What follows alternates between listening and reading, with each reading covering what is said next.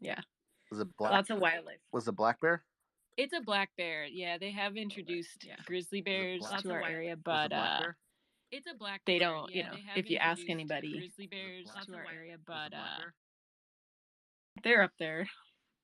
But black bears can be aggressive, you know. Yeah, but they're pretty chill as opposed to grizzlies. You don't want to mess with a grizzly.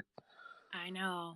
I've ran into to black bears by myself, like when I'm hiking, and usually they leave. Like the one time that it didn't run away from me, that it started following me, that was like a whole different level of like, oh shit.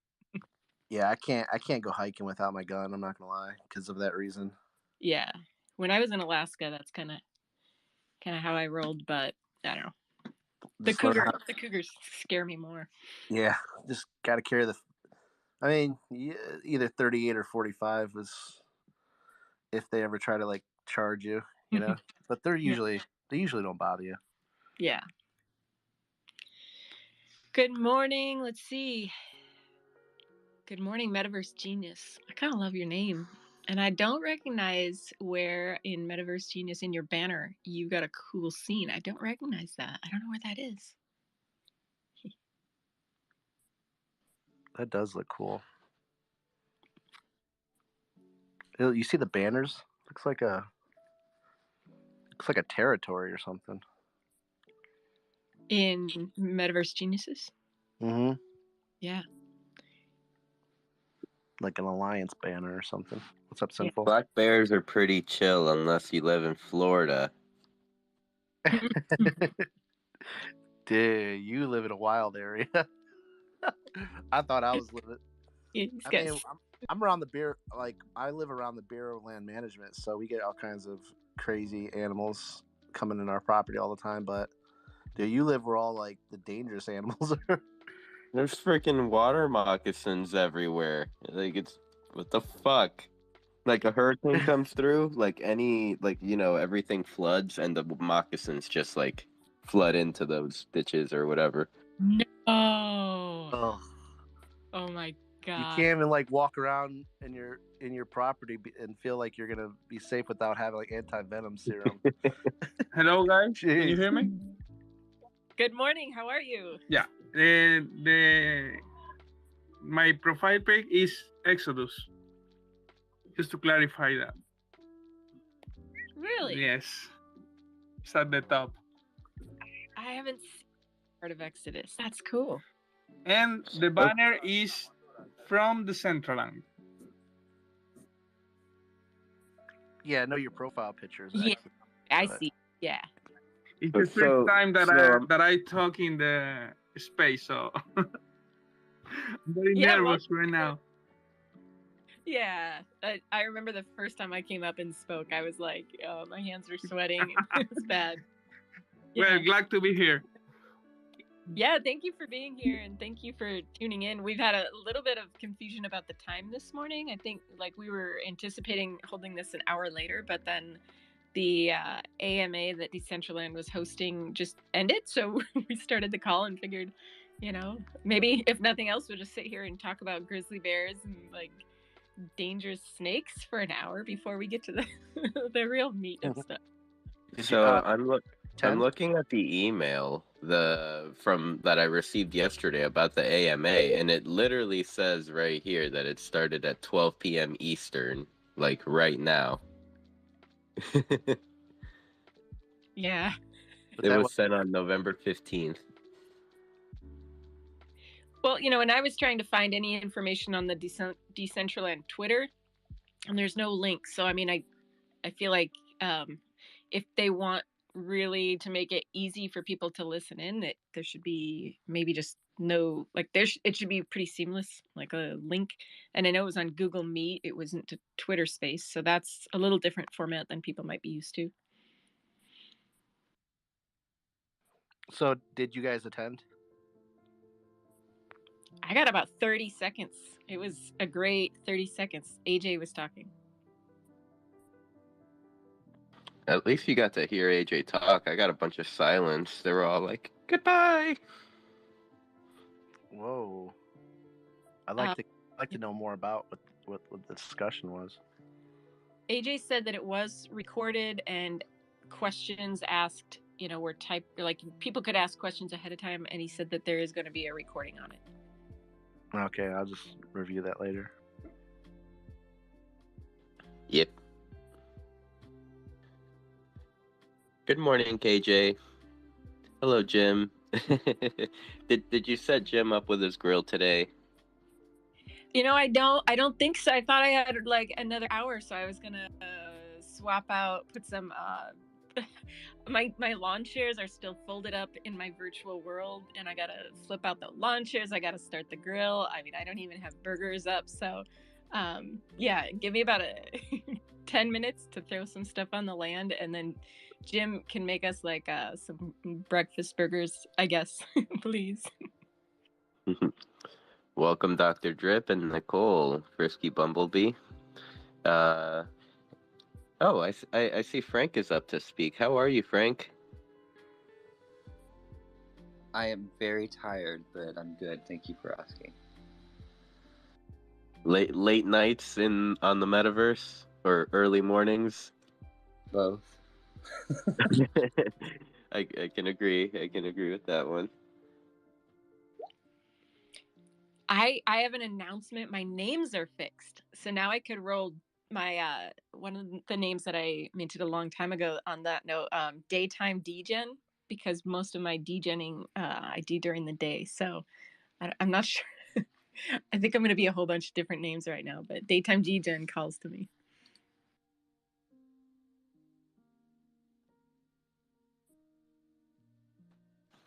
Recently, a bunch of names got minted. I wonder who's responsible for all that. Yeah, I think maybe I need to change my name to an I name. Canessa. Yep. Well, I have somebody put in my wallet, I can. Yep, I know who did that. You know who did that? I'm going to go be I can right now. I think like... as long as my names are fixed, I don't know, you guys might not see Canessa for a long time, because I've been sitting on these names for my names have been broke for like 2 or 3 months. And so I've got so many good ones. I've got Ice Sink. Since Sauce came out, I thought I'd put Ice Sink because it might be an ice sink. But I'm going to be I can. I love that name. What name are you rocking right now, Gold Guy? iGold. iGold.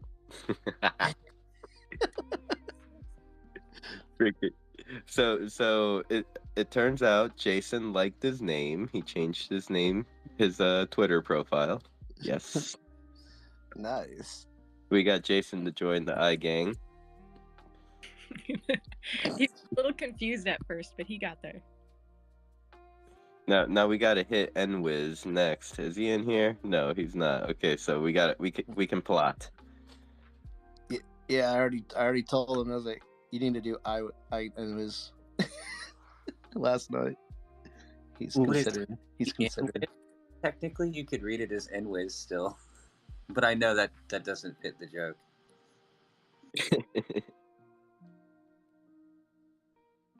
Hello, Poltro, and welcome everyone. Anyone that would like to come up and speak, you're more than welcome to. We're just gonna shoot the shit, talk about Metaverse Music Festival, any happenings around Decentraland, of course. New users, God, I love them. I've been seeing so many new users lately. It's been fun. Yeah, it's been interesting to see them like experience everything, like, with the Metaverse Festival, and then to see, not just to see how they come in, like the Bat project. I can't believe how many people came in because of that. It's what is it? I can't remember the name. But it's the Bats. It's like Ozzy Osbourne's NFT project, and so I had to buy one because I'm like, okay, usually we're trying to get people to come into DCL. Like, this group shipped, like they did it. Where's our, like, we need them to get a linked wearable because they brought so many people in. So I'm gonna support any NFT project that brings people in. If I can afford it, I'm gonna buy it. Oh, you just opened up. Oh man, this is something I actually used to do, like buy into NFT project, infiltrate Discord, be like, "Hey, do you guys want to come on Decentraland with me?" Man, why haven't I done that in a while? Ugh, old tricks. I need to start writing more notes. Yeah. I think a couple people like Stoic, he got a little sorry, you heard my Midwest bat. He got a little bat.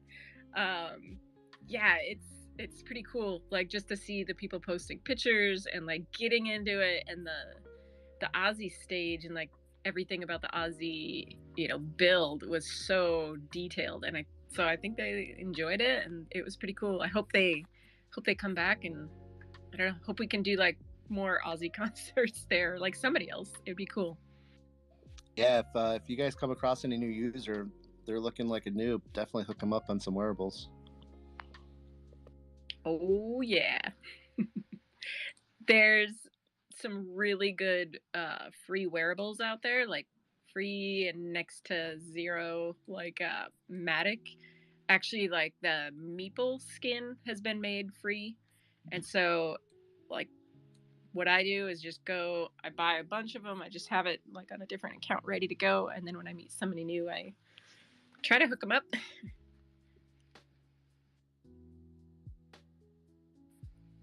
And on that note, also, like, I think just the engagement between like it's not just about the wearables, it's about like communicating with them on Twitter and like actually having meaningful conversations, like that right there, I think is worth more. That's like got the most staying power, is just those connections that you make, and getting people connected on Twitter so that you do have a way to tell them about like the next party that's coming up or something like that.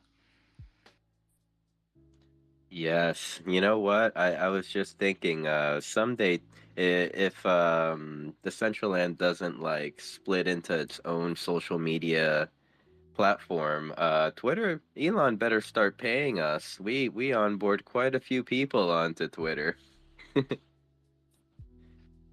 We do. I mean, I remember like coming into DCL, and it was Fermion who kept asking me like, "What's your Twitter?" And I didn't know why this weird person kept like asking me for my Twitter, because I didn't have a Twitter. And I'm like, this is, this Fermion character is kind of sus right now, because then they also want my like ETH address to send me free wearables, and I'm not gonna give that out to a stranger. And so like once I kind of realized this is where the shit goes down, like this is where the communication happens, and yeah, your ETH address is not so private, like then I understood the whole system more. And for the record, I think Firm is okay. I think she's one of the good ones. Firm is all right. I feel like you can give Firm your seed phrase, and she'll be like, "What do I do with this?" Yeah, I think my seed phrase would be safer in Firm's hands, to be honest. Safer.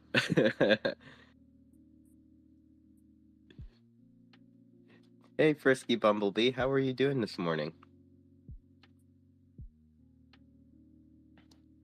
Hey, what's up, man? Hey, thanks for having me come on board and just, chopping it up with you guys. Sorry, I'm kind of like multitasking. Recently I got like the green light to do hybrid stuff, so it's kind of weird working from home, and so I'm trying to chime in and trying to, engage in some topics. One of the most interesting things, obviously, the Metaverse Music Festival that just happened, and one thing that really caught my eye was influx of new users, especially like in Ozfest. Ozfest is pretty interesting just because I don't know, it was kind of like a mixed bag, man. It was really tough to try to create some content, some cool videos and stuff like that. But and it can also be used as an interesting case study because the platform may not be well received from certain groups of people. Like there's a lot of people who are like, yeah, dope, awesome show. But then there was also another group of people who were like, I went to a metal show in real life. This is BS. And arguably, I can easily argue and say, like, I've been to probably way more, way more metal shows than you, my boy. But, I just don't engage in that kind of dialogue just because, I don't know, I think it's kind of like a waste of time, And plus, I'm like, 32 going to 33. Who am I just going to be arguing on Twitter, So I'm like, it's not worth my time. But the interesting thing is, I think maybe as a community too, maybe we should try to come up with a strategy to combat that kind of like, I don't know, that mentality. Of course, certain individuals are going to easily say like, that's not the platform for them. And, it's okay. It's not, I think when, interesting enough, when the internet first came out, it wasn't well received by many people in the community. But look at it now. Look at how it evolved, So, but yeah, just want to share some thoughts. And thanks for having me on, the panel. Appreciate it. So Frisky, I will say it's a little unfair to compare, let's say, other meta shows compared to our meta show, because I mean, a lot of people consider, for example, you remember the Travis Scott Fortnite concert? People consider that a meta show, bro. Like, come on now. Mm-hmm. Yeah. I mean, that is true, So like, comparing the two are kind of unfair since it's like, completely different platform, completely different experience. Like on Fortnite for that show, they had, constructed the experience to be what it was. Mm-hmm. True. Opposed to our limitations here.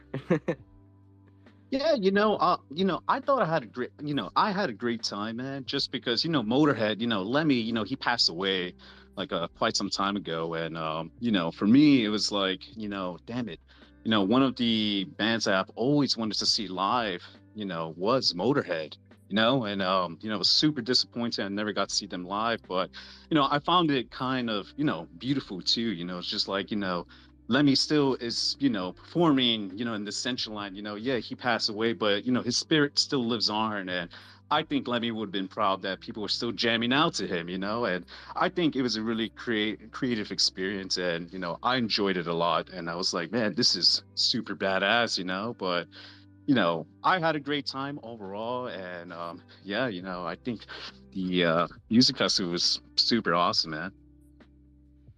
Did you have a favorite like venue or artist that you got to see? Ooh, then you see, that's kind of tough because I was trying to bounce around everywhere, and what was interesting, it actually felt like a festival. You had to, I'll try to spend 15 minutes in one stage, then go jump to another area. So it was really tough, really, really tough. But of course, I'm a little biased because Motorhead, I never got to see them, so I was like, man, it's super cool to just jam out to Lemmy, like it is pretty freaking awesome. It was an awesome experience. I think Megadeth did pretty damn good too. Like he played some of his old stuff. I was really disappointed. I was hoping he'll play like something like Angry Again or Peace Cells. Some of his old stuff. But and Bjork, I think I said it right. Bjork did such a outstanding freaking performance, man. I thought it was freaking amazing. Yeah, and you brought up a good point about like being able to see artists that are not, that have passed away, that you won't be able to see them again. And it really just like, my brain is exploding right now with the idea of that, like, with motion capture or even just recording it. Imagine if, bands could do a performance right now, like while they're alive, put that in a safe archive, and then in 50 years from now, it comes out and it's only available like to be seen in the metaverse. Like that would be a really crazy way to view stuff. And I know Dolly Parton, she has actually done that. Like I'm not a huge Dolly Parton fan, but like, well, she's a queen, so I respect her. But there's a song that she's written and performed, and it won't be released until like 50 years from now, or like way past her death. And so really these concerts that we could put on here could be like so much more than just seeing your favorite band play. There's just some crazy ways that we could like memorialize people forever seeing them here. So I like that you said that. Got my brain. Man, heck yeah, Canessa. And that's what I was thinking too. I was just like, for me, I just found it like, whoa, there's so much opportunities, like even, 50, 60 years from now, you can still jam out to some artists like, their, memories still live in with the blockchain, and I don't know, I just thought that was pretty incredible and the possibilities that could come out of it, and yeah, I think it's freaking amazing. Gold Guy? Yeah, I mean, I don't know if we were talking, but I was even like making a suggestion that, once the bands come here to perform, I believe they need their own like parcel maybe, or even like DCL World that you can go and experience that same experience. Because some of us did not get to experience Ozzy perform or Motorhead because of technical issues, but it's challenging to go to all these events all at the same time, and I feel like they need to do a better job, spreading them out next time. Maybe like have the cover bands play for a week, and then it may be spread out to 2 weeks, right? And each band gets their like, each band each day gets their like moment, and then put it into like a capsule so we can revisit that experience. Yeah, I like that idea, because you wouldn't want to miss something, but I wonder, does it make it more exclusive, like more special, like knowing that if you were at that Bjork, concert, like that's the one and only time that you can see it. Like, I wonder, I mean, I could see it both ways, that there'd be value in even suggesting maybe they token gate the land of them performing, and they could charge like mana to go experience that experience. Yeah, I mean, you could watch a concert live, but you can also watch it on YouTube and also get a similar, I wouldn't say similar experience, but yeah, I mean, if you're not there live for the event, then put it in a parcel experience, and then charge mana to enter. I sense a business opportunity for you, Gold Guy. You do hold the name Motorhead. Reach out to the company, be like, yo, on DCL Worlds, you want to set something up? I have the name. Rent it out to you. Yeah, I mean, like that's kind of what we're all throwing around, right? Okay, put the portal right on parcel, and then walk through the portal, and you get to experience the concert. What about having a token that everybody gets to come to the Metaverse Festival? Everybody's got a token for each show, and it's up to you when you want to go to that show. So but once you use that token, that's your one experience. So if you can't go to the Bjork show because you've got you're on a plane, you just, when you get home, you can go in and at least you could experience it in some way, but it would also keep it exclusive enough that you're not just like, oh guys, let's go like binge watch the Bjork show like 5 times in a row because it's so cool. I don't know, that might be another way to do it. Existential, you got your hand up? Yeah, I'd comment a little bit more on what Gold Guy was saying. I absolutely don't like the token gating option, but what I do like is, like you were talking about, whether it's over a 2-week period, or if I remember correctly, usual IRL music festival events will take place over an extended period amount of time, sometimes like that. Sometimes it's through the week, sometimes it's just over 2 weekends. But and I'm not 100% sure if this is how it worked, because I didn't get in. I'm one of those with technical difficulties, but each night has one main stage or main band that does play. So I know there was Motorhead, there was Megadeth, there was Ozzy. So that's 3 nights. Well, Skid Row even. Skid Row should have their own night too. And then you got Bjork and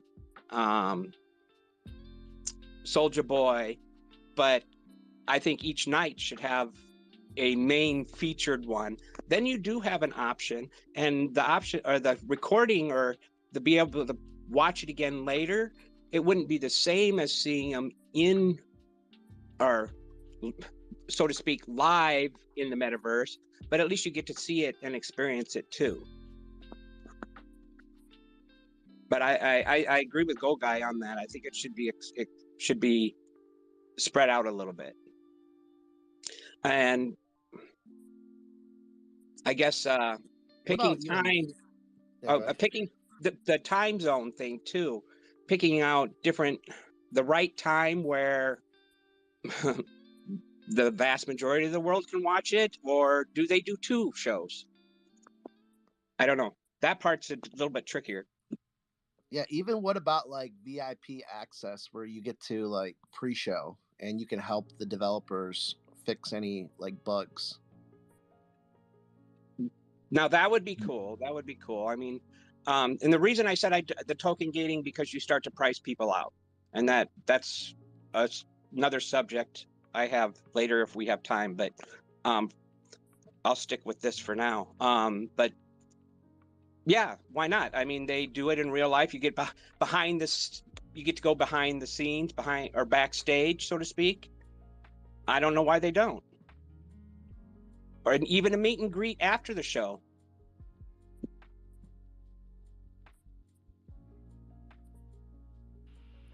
Yeah, it sounds like there's a lot of ways that I think that we could make the experiences more more immersive.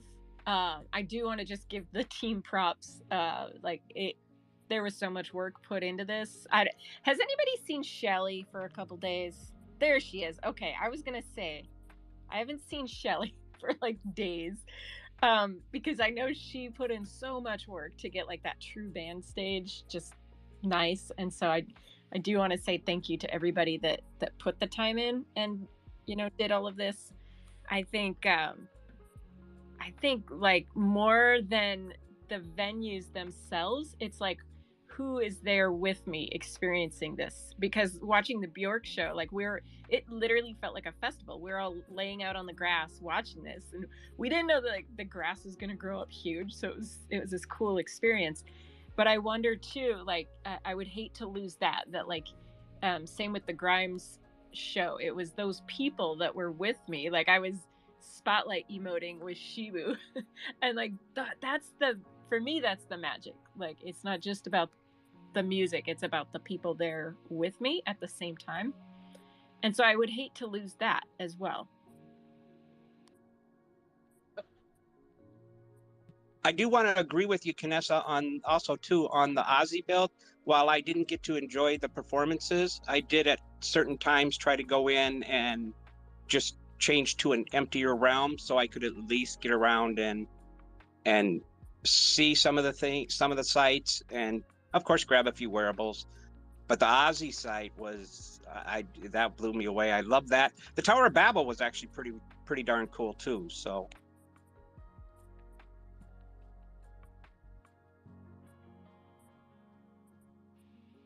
yeah, it seemed like there were so many really cool builds. I think that and this is just probably a good time to talk about just performance in Decentraland in general, whether it's for a music festival or just day-to-day basis. Like I think that a lot of if we have users here who enjoy the space enough that you're here on our Twitter space, you're going to different events, you're in world, you're invested, you're probably not going to quit DCL because you have 5 crashes in a day, right? Like we just know it's part of life.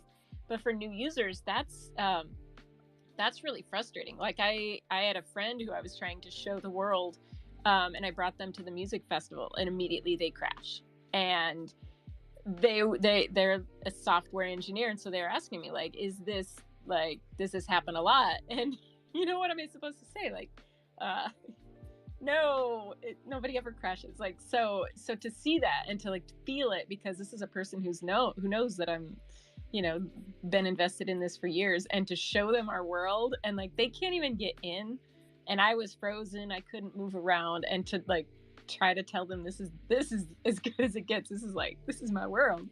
I think that really we need to do, I don't know, we just need to do more to make the user experience better. And so existential, maybe even like multiple layers of a venue, like where if if the existing scene is too much load on a computer, maybe there's like a lighter scene that somebody could access so that you can see it, you can go there, but it's not going to like bog your computer down so heavily. Or like maybe there's an option. I mean, I'm not a dev, so devs are like, you know, lady, this is not possible. But maybe there's an option when you come into DCL. Do you want light version or full version? So that if you went with the light version, it wouldn't, I don't know if it could be developed in a way it wouldn't load as much, but that's my 2 cents. I don't know if again, I'm not a dev either, but I don't know if maybe they'd say that's kind of what the adjusting of the graphics is for, but that's something to consider. But otherwise, I like where you're going with that. True. I think that could be. I just think that most users, you know, it's going to be a long time before they get in there and mess with the graphics. So maybe even as people are, you know, they're coming in world and they have an option. I mean, just an option, like a click of a button. Like, do you want full graphics? Do you want this graphics? And then bring up that graphics tab. And like with anything that we're going to expect people to do, we need to educate them on, well, how do you? I mean, I wouldn't have known how to do graphics if I didn't have you guys to tell me, because that's not my expertise. I don't know about like frames per second and I don't know, video game stuff. Like I just left it. So making that more streamlined, I think, would be helpful. Yeah, I even had it recommended to me to mess with the rendering one time, and moving that down 1 or 0.1, just the scene goes, it's why bother? The scene looks so terrible. So you don't want to really have to bring it down too much, otherwise the experience still just isn't quite the same. Yeah, and you know what? Actually, Zesty showed me a way to do that, to get the rendering down or rendering scale back up, so you can be on low settings, but your am I saying that right, Zesty? Low settings, but your rendering scale is up, so it actually is pretty good. So there's a slider in the graphics called actually, let me pull that up. So I think it might have been you, Zesty, that told me about that too. So if you're in settings and look at graphics, there's a slider called rendering scale. So after you set it to low, now this is in browser, so they've really dumbed the settings down. It's not like it was a month ago. So match display and normal are your 2 base resolution choices. Normal seems to run a little smoother, but the text isn't like as nice.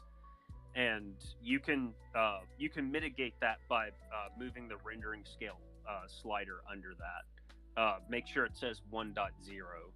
And then another thing they changed under the general section of the settings, scenes load radius, setting that to 1. Like if you teleport and you don't care about, like you just teleport and you know your exact chords, setting it to 1 is fine. But if you want like adjoining parcels to actually render when you try to enter them, personally, I have to set it to 2. The none of that is why I stepped up though. The main reason, so I was talking to Vapo, I think that was last night. It all blurs together. Anyways, Vapo fixed most of their issues with the client. Turns out they had a bunch of driver stuff, so they updated Windows drivers and everything's been a lot more stable, which I find interesting. So I use a Linux desktop, so all my drivers are in the kernel. I just kind of have to accept what I get. But then the Zesty Mac that I run my alt from, like I literally like pulled this thing out of a stack at an e-waste place like 3 years ago. It doesn't run very well, but I don't have any crashes. And I'm just going to assume that's because Apple like has their shit together, and they really curate their experience with the hardware and the software. Zesty, you said Zesty Mac. Is that like also a new style of like cheeseburger from McDonald's? No, that's just what. So I have the Zesty Beam and Zesty accounts. I actually run Zesty from an old MacBook Pro, and that is all I use that Mac for. Like that Mac is for running Zesty and Decentraland and putting offensive stickers on. That's it. Those are its only two purposes.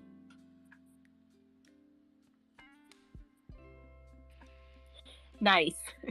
Like the nicest sticker I was going to put on it was a Kirby sticker that there's a star that he's holding that says War Criminal, but it wasn't a good vinyl sticker, so I declined to put it on. So that's where the offensiveness starts, and it just gets worse from that point. So Zesty, you've got like such gems and nuggets that you share with us, and so like my thought is just like how, I mean, it's so hard to translate that to new users coming in and expecting to have like a metaverse VR experience when they're, you know, working on old laptops or and things that haven't been updated. And just for shits and grins, during the festival, I decided, hey, you know, the go-to troubleshooting step is you know, you mention having a problem, and they even if I front load it with saying, hey, I run Linux, so I can't run the client, they're just like, use the client, and it's like, really, like, dude, come on. But in this case, I decided I'm going to give the client an actual shot. And yeah, it has some questionable defaults. Like, all settings maxed out. Like, scene load radius at 4, graphics on ultra, base resolution at, match display.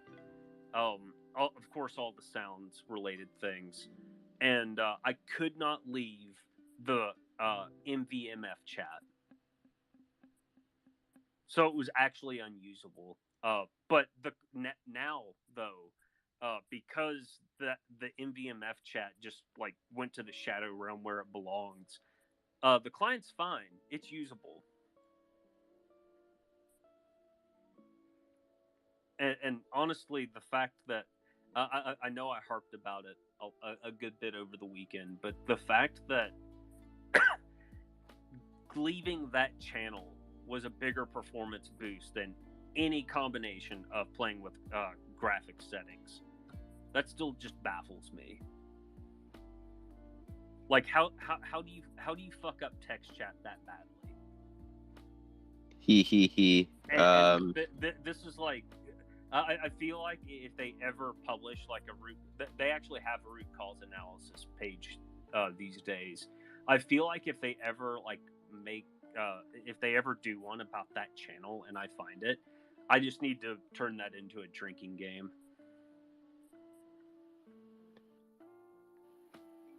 I mean, we can say that there were a few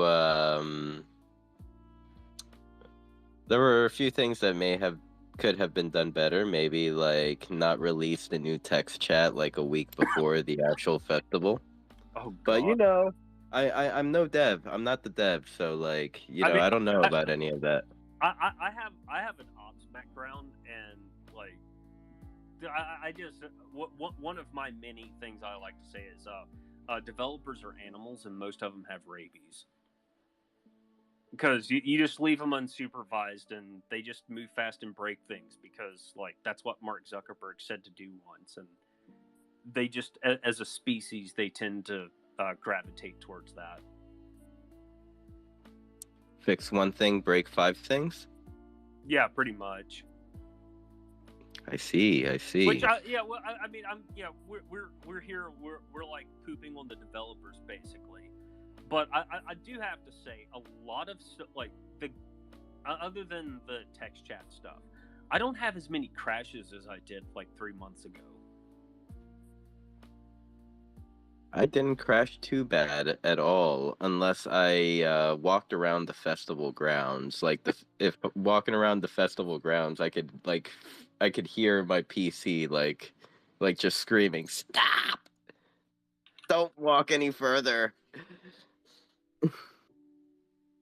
Yeah, it sounds about right. I actually had during the after parties, I sent I sent the alt wallet to the Dollhouse after party, and my desktop wallet to the techno stage, and my desktop actually did a thermal shut off, which I haven't had in Decentraland in a while. It was great.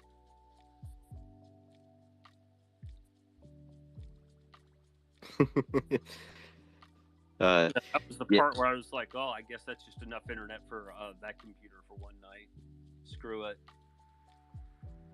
You know what? I although my crashes did look very, very scary, because it gave the crashes over the weekend gave you like a paragraph worth of like gibberish. That doesn't scare me. The message about the being logged in multiple times, that was a pucker moment the first time I saw it. And then I was like, wait, what? No, this is like the wallet, like that happened to me on the Zesty wallet, which I generated that on a ledger. The keys have never touched anything, and I was like, this error message is garbage. They didn't think that one through. Zesty did not approve? No, I mean, honestly, they probably thought it through well enough for most of the situations that would happen.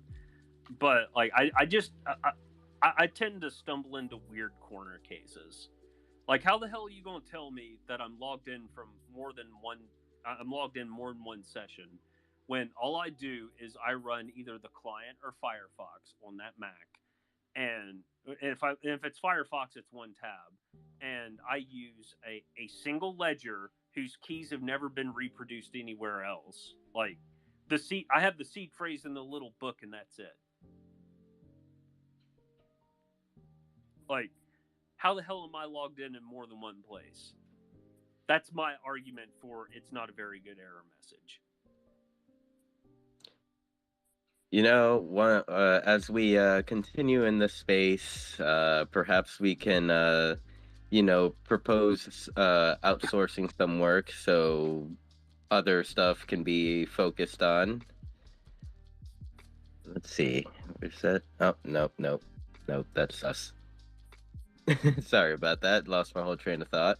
And I wanted to actually come back to Kanessa when she mentioned, has anyone seen Shelly a couple days, for a few days now? Like, I'm actually pretty happy to see Shelly. I haven't heard from her in the last couple days. It seems like her and Dino hibernated. I hope so. I hope they did. Like, I took pictures when I was at the True, the band stage, and just looking at the map, felt like more than any place else, I felt like the True band stage had the most dots. Like, I am so glad that our own people got a chance to be showcased, and I think that goes for this festival, and we should do that at the fashion week. We should make sure that community members also have a chance to be seen. Good morning, Shelly. How are you? Hi.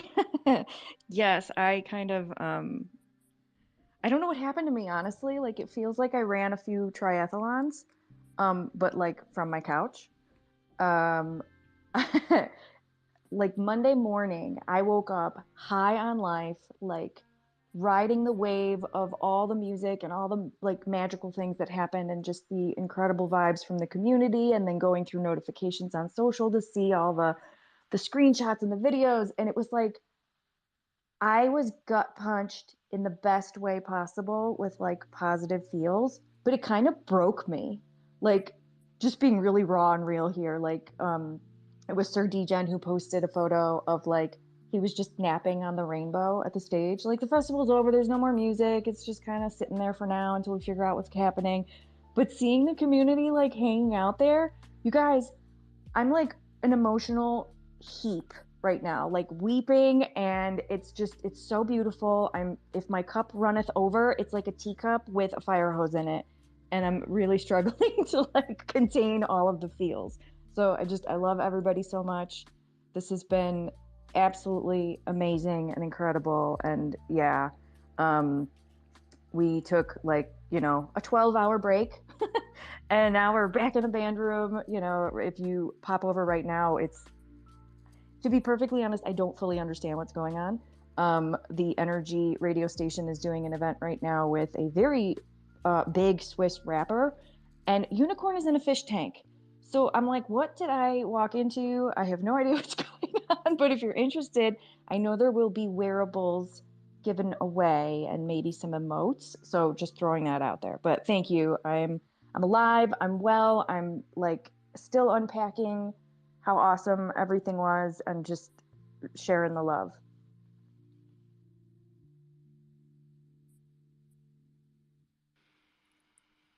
That's awesome, Shelly. And do you feel like you got to enjoy the festival, or do you think that you, like, just as a curator, did you get pinned down to what you were doing, or did you find balance?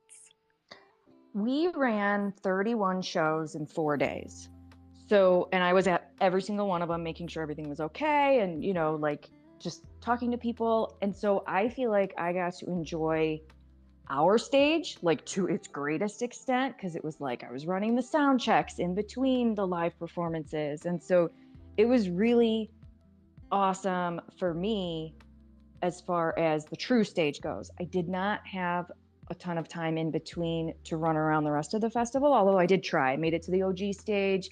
I kind of waited until our last show on Sunday to really, you know, I did see Bjork. I did run over to the Ozfest stage, but yeah, I felt like, oh man, I didn't really get to like enjoy the overall festival, but like I obviously, the true stage was like my home for 4 days. You know, it would be cool to have like a locals night or something, where maybe, I'm just putting ideas out there to the universe, but like maybe the people that are putting the event on, like all the devs, you know, for Decentraland, a lot of the different, you know, makers that are busy in the event, like maybe there's some token gated system where you can go in and enjoy those, because there is so much work put in, and it's like, yeah, like you said, it's a job, and hopefully you should be able to experience it as well. Yeah, especially the recorded sets. I mean, I think it's a really cool opportunity to have that immersive experience because the builds are so beautiful. They spent a lot of time, obviously, on the main stage, the grass moving for Bjork and the rain and the umbrellas. Like, it was really cool, but it was kind of like, oh, 20 minutes. Like, I was 9 minutes late. I'm like, darn it, I just missed half of it. Like that, because of just loading issues and things of that nature. So yeah, it would be awesome to have like an additional opportunity. For us, it's difficult because I think out of the 31 shows, 4 were pre-recorded, maybe 5. But so when you're doing a live show, it's like, no, you have to be there. Like, it's live. It's now or never. This is not recorded unless we're recording our screens. Yeah, absolutely. That's a huge difference. And I think, like somebody else was saying earlier, like being able to communicate that to people that come in for the experience, I think is just priceless, because otherwise you have people coming in thinking that they're going to see Bjork live, and then they're disappointed to see that it's a pre-recorded set. So like, I don't know if there's ways that we can communicate that better beforehand, that this is a exclusive experience, but not necessarily like exclusive concert. Like, I think that as the metaverse evolves, we need to find better ways to communicate that, like, it's an experience. Just like with Grimes, when she played, it wasn't Grimes, it was like motion capture, probably taken weeks in advance, and people were disappointed to see. I mean, it was an amazing experience, but if you're coming in expecting to see a pre-recorded video of her singing on stage, you'd be disappointed. So yeah, we need more storytelling of how, like, why this is awesome to see these things. And also, I want to add, like, if it is pre-recorded, you know, 1, let it be known, and then 2, like Like, play it multiple times. That's supposed to be like the main performance. Everyone's excited for it. Like, if they missed it the first half hour, it's okay. We'll play it in the next hour or something. Yeah, especially if people are having technology issues getting in. If you got in for the last minute, well, you still made it there. And I think that, you know, at the Bjork concert, like, I would have watched that again. I probably could have like watched it 3 times or something in a row. It was that good. Who had their hand up, Canessa? It was existential. Thank you. I was just gonna go back since Shelly's up here, and you mentioned about devs and people that work on the builds and stuff. Gold Guy had mentioned that it would be a cool idea if there's a pre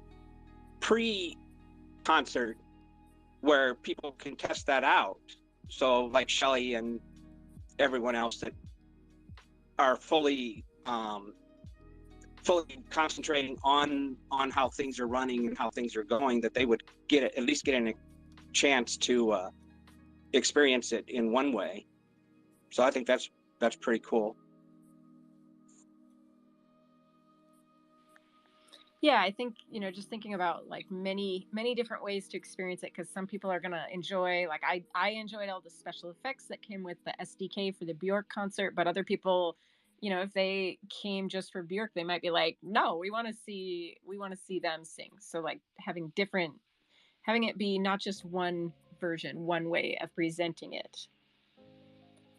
And Seafoam, you've got your hand up. Hey guys, this is the Collector here.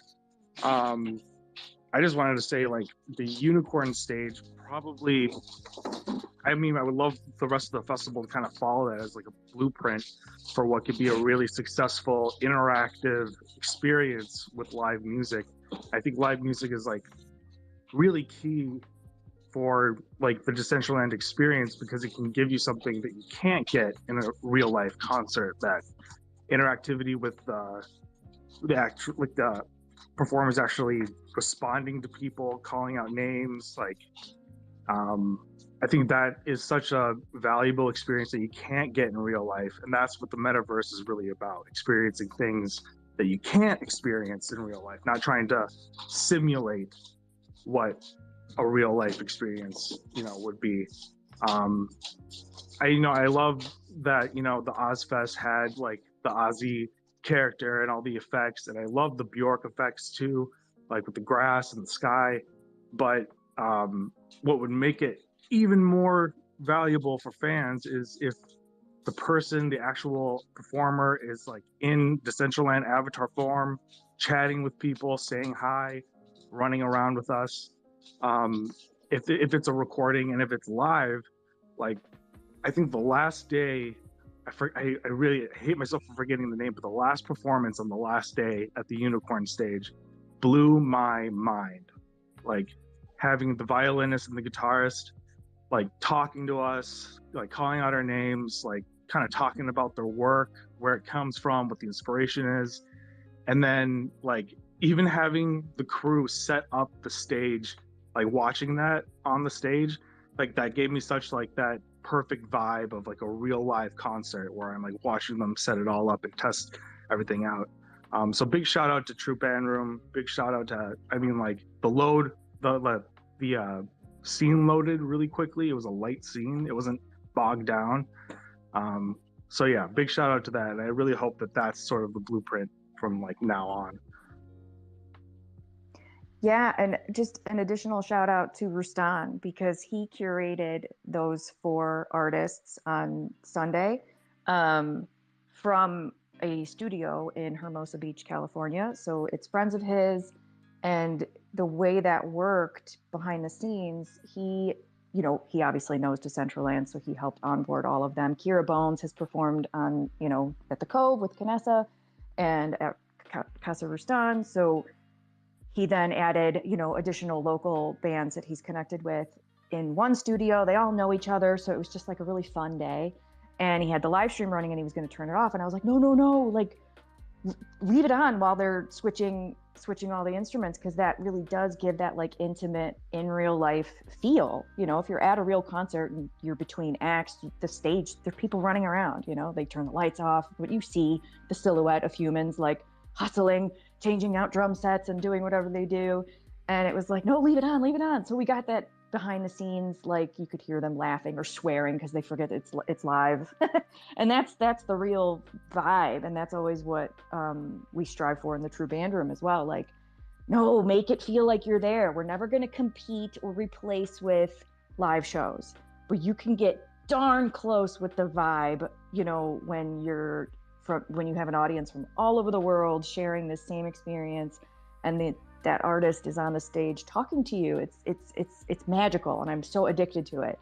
So yeah, shout out to Rustam, because obviously they're they're not looking at Decentraland, they're performing. He was behind the scenes, you know, telling them like, so-and-so's here, so that they could do those shout outs. And I know Coconut Sunday does that. They have, you know, they're a 3-person band, and they have people behind the scenes helping them. I think they're literally holding up signs, like writing people's names down and holding it up. The musical doc, though, she did an absolutely like Beyonce level performance on Saturday night. My days are all smushed together, but I think it was Saturday night. And the way that she had it set up, they had 2 very large screens projecting like what she was streaming via OBS, and then also Decentraland on a big screen, so that she could read chat and see the audience. And it really does connect the artist with the vibe too, because if you've ever streamed to Twitch, you're kind of just, that's a one way, like you're putting it out there, but you don't see the energy coming back to you as an artist.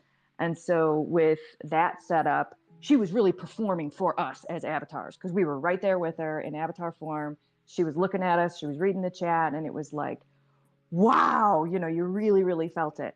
So ideally, that's like the mission. Like, how do you get your 2 computers in order? One for streaming out, but then one for you to be in Decentraland, seeing that audience, connecting with that energy, and just feeding off of it both ways.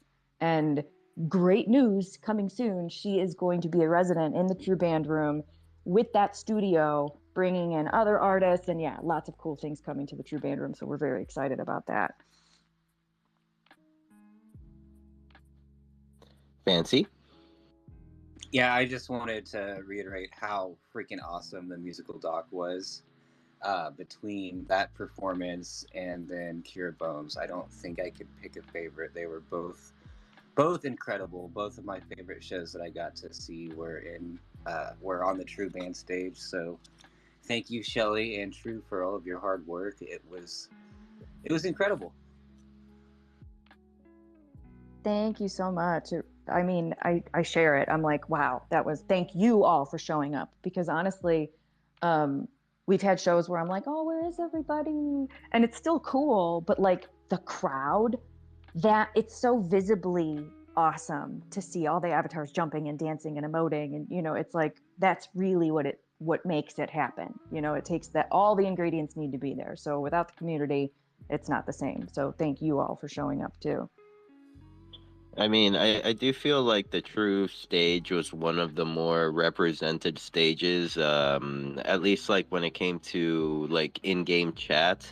Like you would constantly be seeing someone in the Metaverse Music Festival chat saying True is live, or oh my god, I love this True stage. You know, the definitely the community did come out to support the our community stage, like, you know, the most everyone could, and try to catch as many shows as possible. Even myself, like, I attempted to catch as many shows as possible, because like when it comes down to it, like, this is my way of thinking, like, I'm here for you guys. I'm not here for any big name, like. I'm here to support you guys, so I'd much rather be at a community stage than somewhere else crashing. I'd rather crash at your stage, Shelly, than anyone else's stage. Yeah, I felt that too. Like, you know, it felt like home. Like, it just felt like that was my comfort zone. And like one night, I think I close my computer. I thought I did, but the next morning I open it and like I'm still dancing. And then I'm like, okay, I didn't get logged out. And then I see Shelly in the chat. And I'm like, oh my gosh, Shelly, like, you didn't sleep last night. And I never stopped dancing. It's literally like waking up the next morning at some party and you vaguely remember what happened last night. And there's like some questionable stuff in your hair and everything smells like beer. So thank you for that memory. Existential, you had your hand up, and then I see Two to Moons come up. Yeah, mine's going to be just a slight subject change, but it's on helping retain people as well for these large events. Something I noticed on Sunday, unfortunately, I wish I would have noticed it earlier on. In particular, was the Decentraland Discord. And not to say it was not being watched, but there wasn't much interaction, and there were a lot of people concerned, as with this huge festival. You could suspect people are coming in and they're like, I want to stay. What do I have to do? Let me get some land. Well, as most of you probably know, there's been issues with empty parcels being sold on OpenSea. And that was what was going on inside the Decentraland. I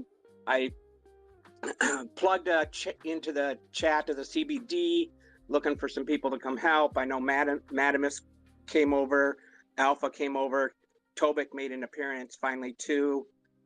Jamie Lannister had been in there earlier, but at a particular time there was no one saying anything to any of these people, and it was kind of heart-wrenching. So just something to keep in mind is we should either be ahead of that next time for on land, making sure people don't go to OpenSea, and remember that remind them the marketplace is the best place to do it. I know so many complaints or something was made.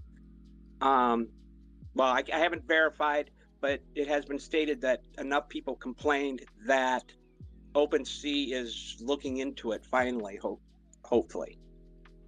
Hopefully, yeah. Those the 404 parcel should not be like purchasable, that's for sure. And I did also notice that even like Ferguson started listing his 404 parcels for extremely low in effort to, like, if someone did buy them and complained on the Discord, he could have like given them a refund and said, hey, don't buy that.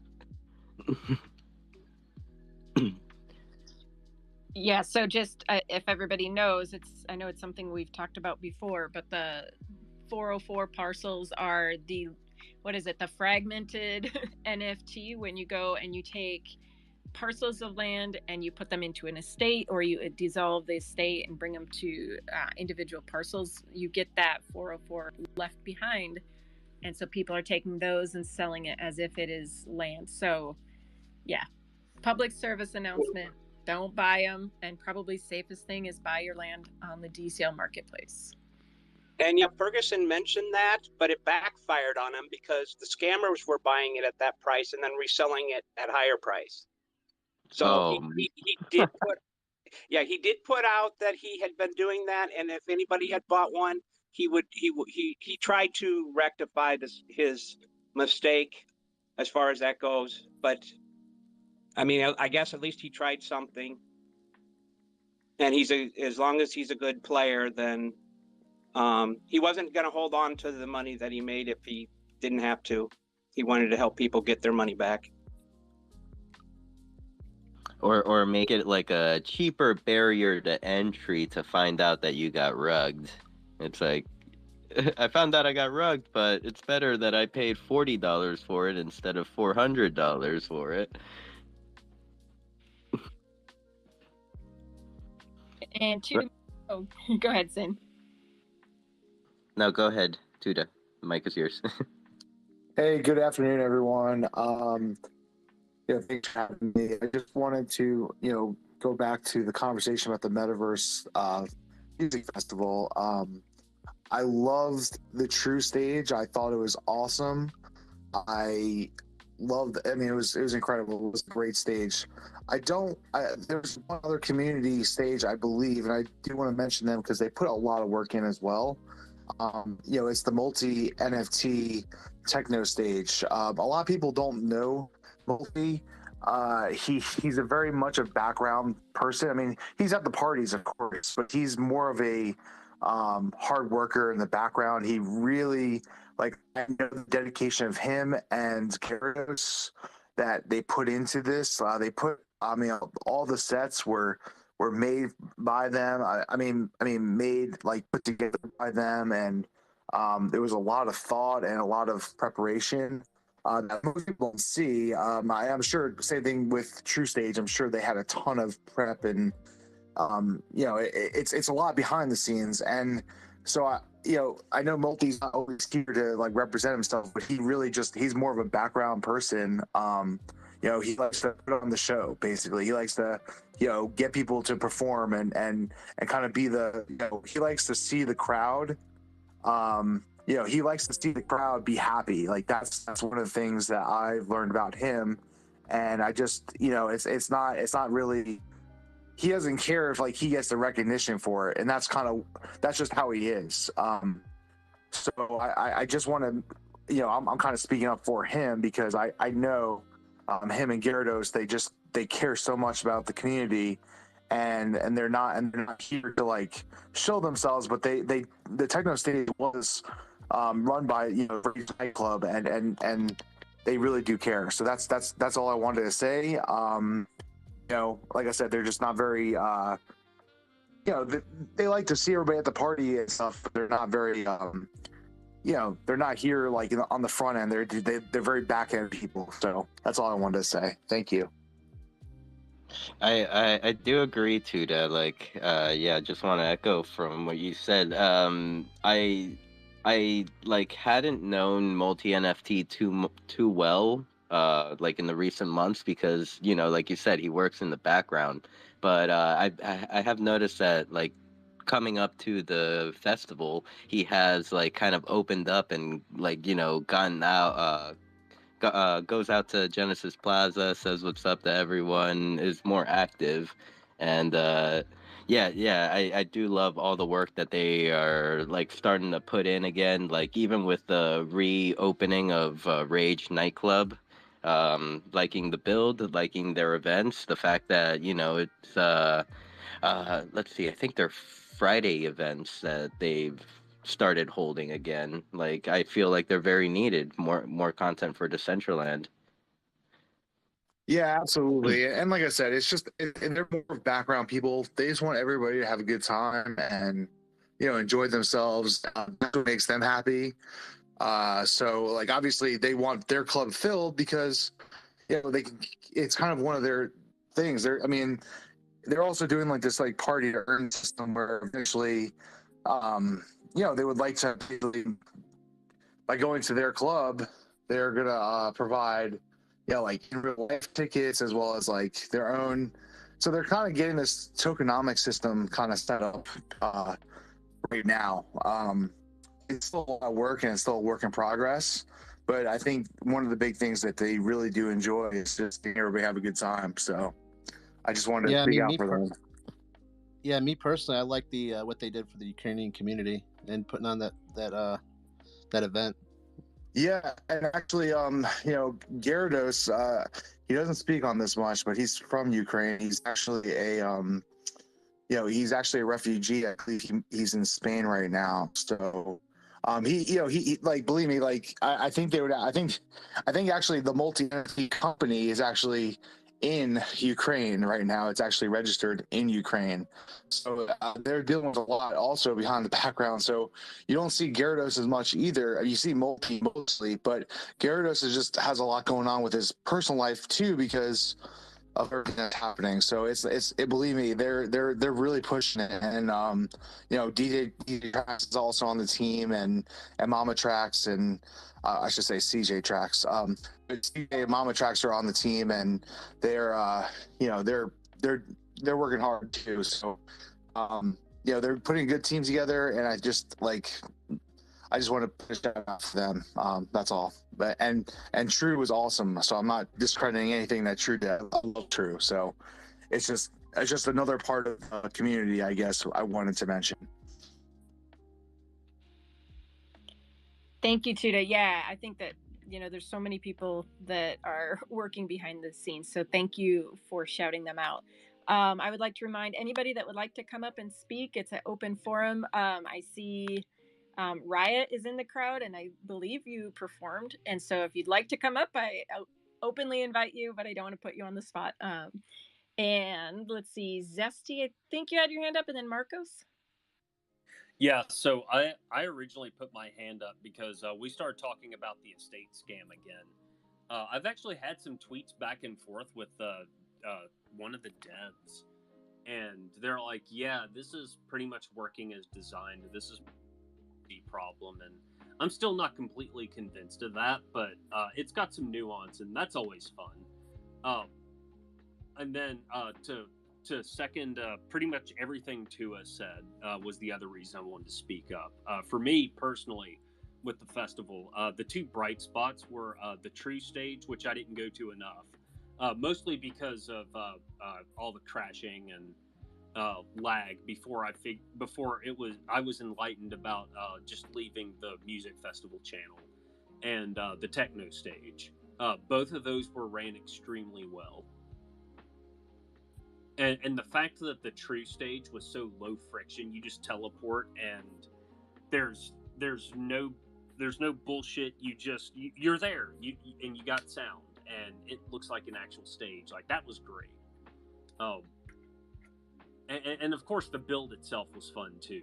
It got out of your way. It let you do the thing you wanted to do, which was listen to the music, and it looked good.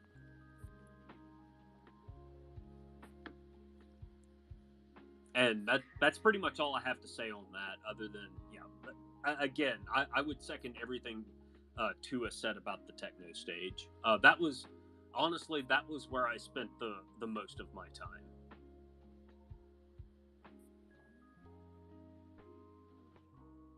The techno stage was really sick. I wish maybe I'm just blind and did not kind of like see a billboard or something, but like I really wish I would have known like who were the DJs that were performing at different times at the techno stage. I knew a couple of them. I can't say, but not all of them, and a lot of them were great. Yeah, so that was pretty much, that was, to me, that was pretty much like a 5-hour raid show each night. Don't forget about the Rage nightclub after party. That I'm including that in it, honestly. Oh man. Yeah, the two were within walking distance, although everybody teleports. And also, I think I'm forgetting one other stage, which pun. The other stage. What was the deal with that one? Was it community ran as well? I don't know. So I also did random ravers, mostly for the wearables, and also the OG stage. Again, I went just for the wearables and was like, okay, this is actually this is a good build as well. But I don't know the answer to any of those questions, and I'm just some guy who teleported around and used POAP machines to grab extra clothing I probably won't wear. Dude, we live in COVID times. You can't be pressing that POAP machine button. What the hell? Hope you use sanitizer. Sorry about that. Welcome, Marcos. How are you doing today, my friend? Hello. How are you all? Doing well. So nice to hear from you, my friend. Yeah, of course. I wanted to say a few words. Mostly, I wanted to say thank you to you all for building, for creating.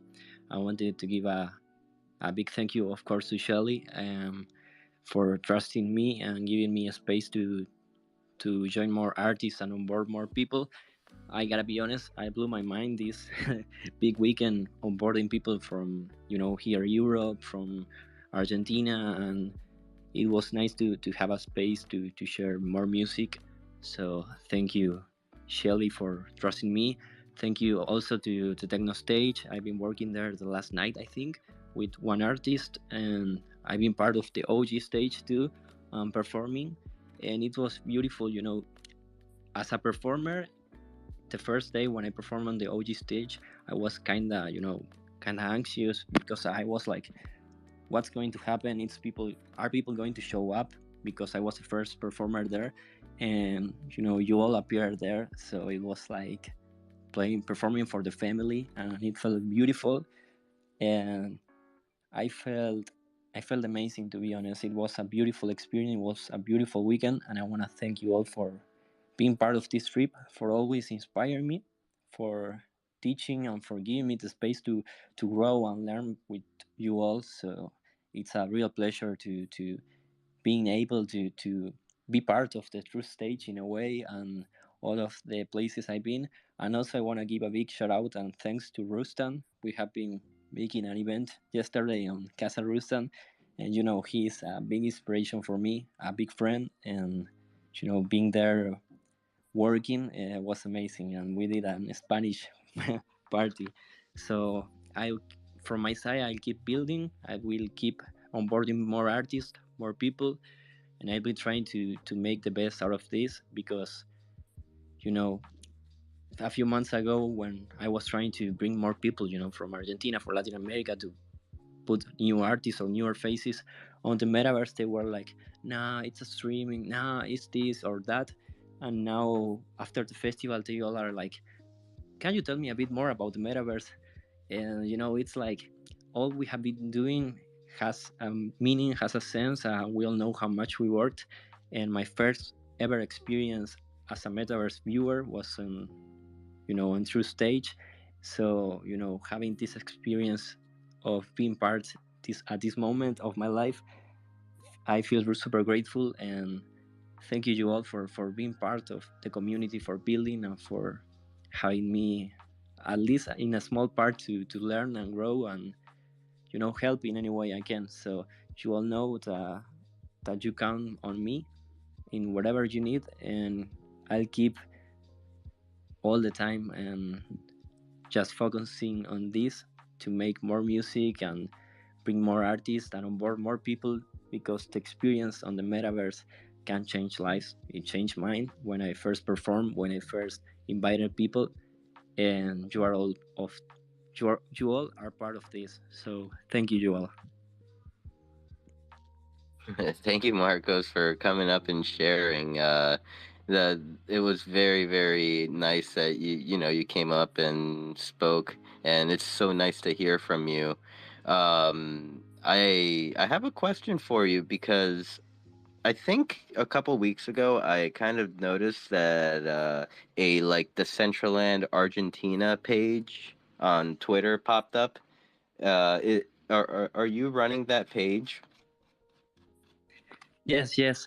I've been talking with Atro Venado from Decentraland Brazil, and he's Nice. giving me advices and Nice. to grow the community. I've been telling him I'm working on boarding artists and people, and he say, okay, let's make something big for Argentina and Brazil.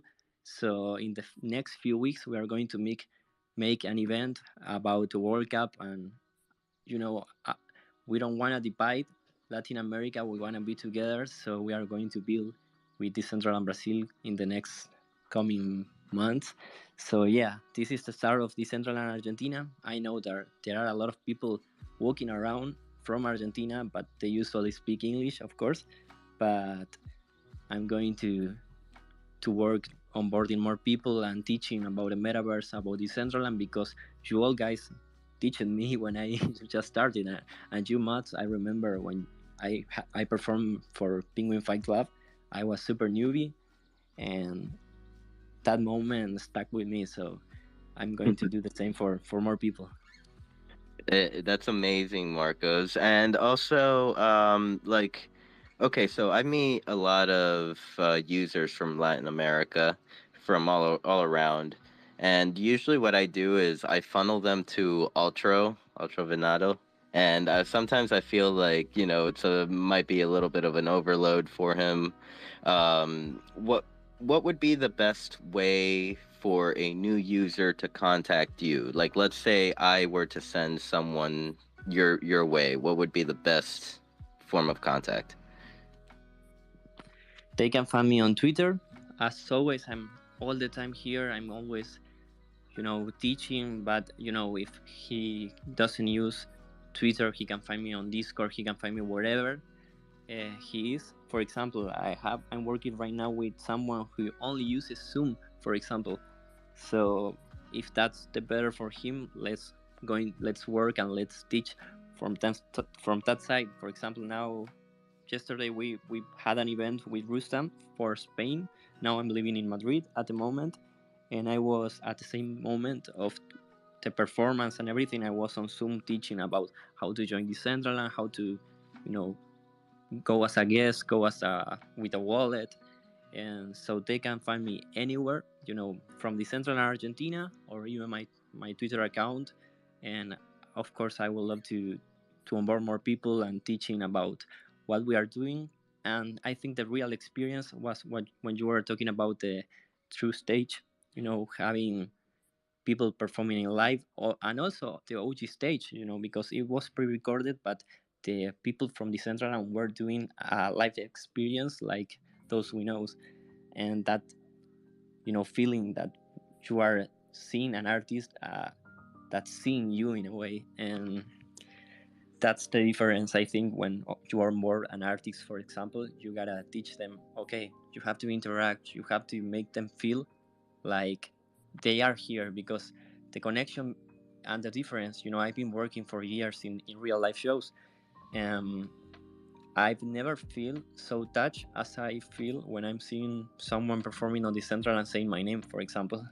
And that's super crazy, when they see, okay, Matt's in the back, for example, you feel something. And in real life, even though I worked with super big artists that I really admire, I haven't felt that way. And I felt that way on True Stage. I felt that way in every stage with live performers or performers, from Decentraland. So I think that from my part, I'm going to teach them how to communicate, how to talk with the audience, how to make them feel part, and not only make them feel part, but they are part, and they gotta know that they are performing for someone that maybe is in another country, maybe in another place, we don't know where, but they should feel how they deserve and have an amazing experience like I did in the past. So now Decentraland is getting bigger and bigger, and my responsibility in a way is work to make this better. So if anyone has a question, of course you can contact them to me. And at the moment I'm going to work with Atropinado to build communities. So yeah, anything you need, I'm here. Thank you, Marcos. And Existential, did you want to chime in? Yeah, that's so awesome, Marcos. Glad to hear, and I'm glad you guys brought up Atrovinato, because he has an event today at 10 p.m. UTC, which I believe is 2 o'clock PST if you're on the Pacific Coast. And I can give you the coordinates, but from what I gather, there's an IRL event, and he's going to take an epic in front of the big screen beside the avatar's photo. So I'm guessing the event at where he'll be is in real life with Decentraland on the big screen, and he's going to take his real life photo with all the avatars that show up. And again, that's 10 p.m. UTC, and the coordinates are -70 42, because the more people that show up, the better. Atrovinato does so much And that's all I wanted to say on that. Thank you. Thank you, Existential. And I would like to welcome Riot. I like how you put the checkmark.png in parentheses as well. I think I need to do that as well. How are you today? Yeah, I'm doing okay. Just excuse me for lurking. I was able to connect with a handful of people here in this specific space just kind of over the past weekend. And it's funny because one question that I got a handful of times was, oh, cool, like, are you new to Decentraland? And it's like, well, no, I mean, I'll pop in and out and have over, the last year or so. But as far as really engaging with a community or being, more so social rather than popping in for an event that an organization that I know from outside of Decentraland, something like that, something that they're running, then I haven't really gotten to interact on a large scale so much as during MVMF, which was a ton of fun, by the way. And again, my applause to anybody who had a hand in running any of the events associated. Everything was so much fun. Genuinely speaking, it was a great experience through and through. I think for me personally, I spent most of my time between the techno stage, Random Ravers, and then I had an event on day 4 with Moda DAO, which was not in the main festival grounds, but kind of in that district just to the north. Yeah, I mean, I was really genuinely very impressed with the way how everything was going. I think my experience beforehand with Decentraland had been, very much like half in, half out, just like seeing the potential, but also understanding that it's in a very raw kind of state. It's a pretty regular occurrence that even with like a gaming computer, you're going to run into some technical issues here or there, whether you're, in browser or on client. So it has felt like there's been kind of a wall of entry, just something that might reduce adoption for somebody that's new to Decentraland. But something that was definitely notable is that there are developmental steps occurring that is helping to kind of reduce the height of that barrier. And between there are valid criticisms around, but between like some of the bookings for some decently well-known artists, that helps adoption, or Ozfest obviously is going to help adoption. You'll see a whole lot of like default skins hanging out in there for something like that. And then certainly the addition of like of the channels feature in chat it's super nice and helps to kind of round things out a little bit. I guess my experience with sort of a massively online experience like this would come from the gaming space, way before Web3 in this iteration. From playing a game like World of Warcraft or something like that, through high school and whatnot, and having an understanding of interactivity within a large map, again, massively online kind of multiplayer experience. And so seeing some features like, again, the chat helps to really tie the full map community in, which is nice.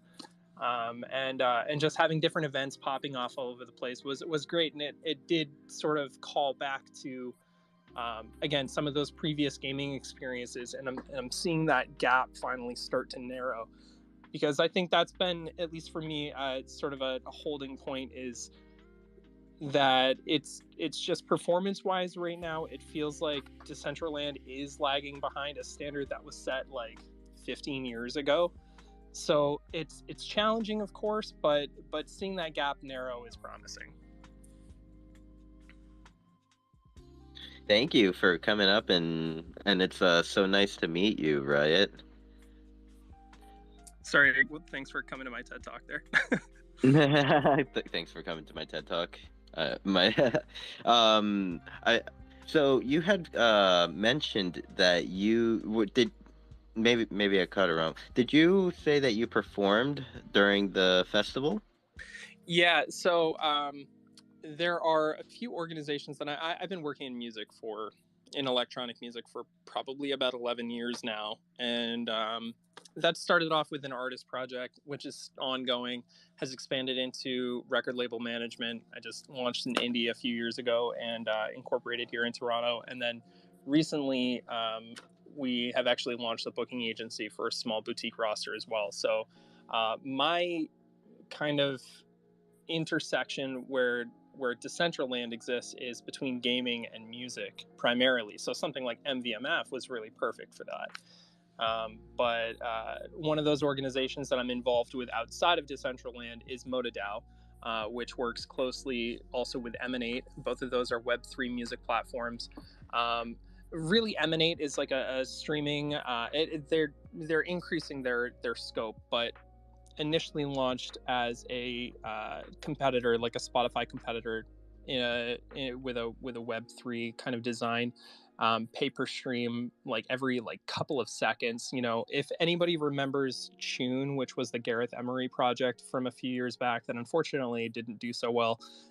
It was, I think, right around the 2018 collapse that they were planning their ICO, and really, like, they got rugged hard. It sucks. It was a great concept. It was developing well, and just ultimately kind of ate the dirt. But a sort of in its place, a successor that popped up has been Emanate, with some shared interest on the board and dev community. And then ModaDAO, their angle is actually less so on providing a platform and more so in changing the way how the music industry actually transacts and does business, and preparing more for what they've coined the term as Music 3, in helping to phase out some of the sort of second generation of the music industry, the big labels, et cetera, et cetera. And through Web3, you know, I was already talking about reducing barriers. It's kind of what they're trying to do, but more so from kind of a DIY artist standpoint, or enabling people like myself, you know, as an independent record label owner, to, you know, use Web3 to help grow their business, increase their exposure, simplify payments and transactions, etc. So ModaDAO did have a stage, which was, you know, kind of transported in, but it's a regular fixture called Verse, V3RSE.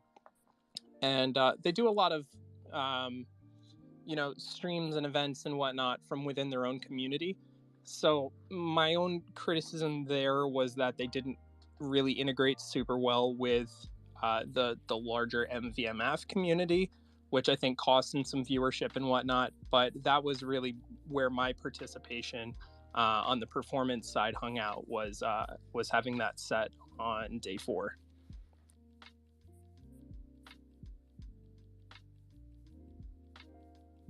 That's sick. It's so cool to meet someone that, you know, performed at the festival, or like, you know, another individual that I have not met, because my friend Marco's over here did get to perform. Well, pleasure meeting you guys as well, and thanks for having me up.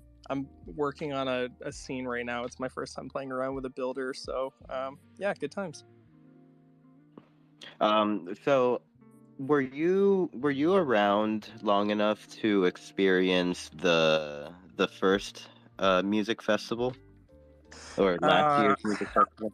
I'm fairly sure that I had an account, but I don't think I was tapped in socially enough to be aware that there was that festival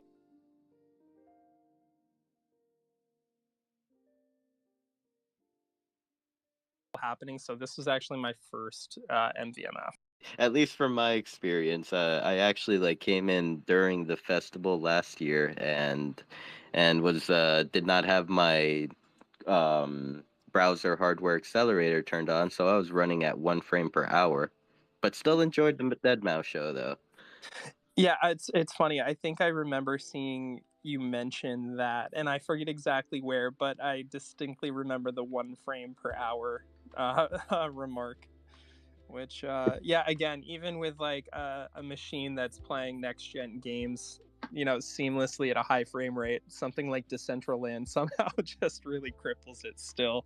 So I can only imagine, you know, especially with 1 year of development less, and in browser, not hardware accelerated, that would probably be a challenging experience. But yeah, definitely wish I was around to get one of those mouse heads. And it's funny because I was sharing that sentiment. Kind of, again, it was like day 4 techno stage. We were just talking about a bunch of stuff going on, and I was sort of mentioning that, and someone was like, "Oh man, it's like super cheap right now." I'm like, "Yeah, it's still like 200 mana." They're like, "My guy, that's cheap," and I'm like, "My guy, I'm cheap." So I don't know. I will mention that the Mowheads are still open. The red one is 50 mana a piece, which is, you know, better than the 200, I will say. I got peer pressured during the I think day 2 of the festival. Our friend Stoic got the entire nightclub or Rage nightclub to agree to or to vote yes on me purchasing another dead Mowhead, and bye voting power.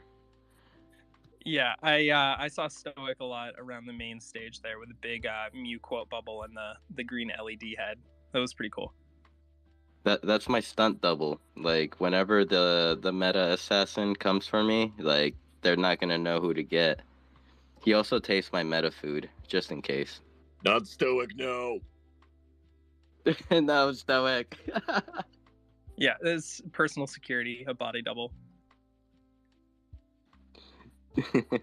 I mean, I would also, if you ever get curious, he is a drone cinematographer and does some pretty cool stuff. Like on OpenSea, just look up Stoic, and you know you'll see his work. Nice, that's awesome. That stuff is always a ton of fun, and I have a lot of respect for people who are doing it now and being compliant with local rules and regulations, because I remember it was a number of years ago now, like 2015 or so, and it was still a little Wild West, and I had a Phantom 3 that I'd fly around in Miami, and there was a time or two that I'd land and then it would geolocate and not allow me to take off, so then I'd have to go break in and steal it back, which was a little sketchy, but yeah, good times. Yeah, I think Stoic has kept me out of prison. I asked him a question a couple months ago, like, how do I just shut off the elevation settings on my drone because I want to fly higher? And he's like, that is not in compliance with the FAA, and they will fine you. I'm like, oh shit, that was a joke. Definitely wouldn't do that. So thank you, Stoic, keeping me out of prison for another day. Yeah, I definitely took that thing as high as possible a few times over, and the shots are incredible, but at the same time, it's like, oh man, if this thing ends up in a turbine, I am fucked. I wonder if like the way they like measure a drone's height is like the same way they measure, like, you know, like if you like point a laser at an airplane and they like fucking track your exact location. I wonder if it's something the same like that. Like they detect drone above certain altitude. I think it's all in the drone, because like I'll be flying and I'll get a notice that like an airplane is in my vicinity, and then I'm like, no, there's not, and then all of a sudden I hear it and it's a jet coming through. So it's dialed in pretty close. I think they know exactly where we are. Yeah, a lot of that actually comes from the device. So like when I was flying mine, I was using an iPad Air, and as long as you had location services on, then it would, have all kinds of different features like the stabilization and whatnot. And I actually found that if you were connected and flying the drone, but not connected to GPS, the stabilization was whack. And I learned that the hard way by kind of gliding it in my condo lobby, and it sort of freaked and took off in a lateral direction at a wall. And then it wasn't really until after the fact that I realized that it's not really stabilizing just on the accelerometers, but also on GPS. Also, a quick shout for anybody else that has a drone: make sure that before you fly it, there is a safe return altitude setting in there, where it will ascend or descend to that altitude before flying home if it loses connection. My very first time out, I took it around the condo building and it dropped connection, and I didn't have it set higher than the condo building. So I lost video feed, and it wasn't until after I didn't see the drone. But the video eventually came back to the iPad, and I saw like a crooked view of the inside of somebody's balcony. And not moving. I'm like, oh, good. Okay. So eventually the video downloaded to the iPad, and I was able to watch back the video of the thing kind of like very automated, rotating, repositioning, and then just launching into somebody's balcony. Luckily, the unit was empty. This is, again, a number of years ago. I think we're beyond the statute of limitations here, but I actually went to Home Depot and I found that unit was empty and figured that out by talking to the building manager, but they couldn't let me in to go get it. So I went to Home Depot and I actually just got a key that would work for that door, made a bump key and used a little hairbrush. Actually, I'm terrified that it worked exactly as it would say online, and just actually bumped the deadbolt on the door and went in and grabbed the drone and locked the door the same way on the way out, which was weird. It was like almost like an ethical break and enter, I guess. But yeah, I don't know. Drones are a lot of fun. Just be careful on a few different things. And typically FAA says you're allowed 400 feet above sea level is where you can fly without regulation.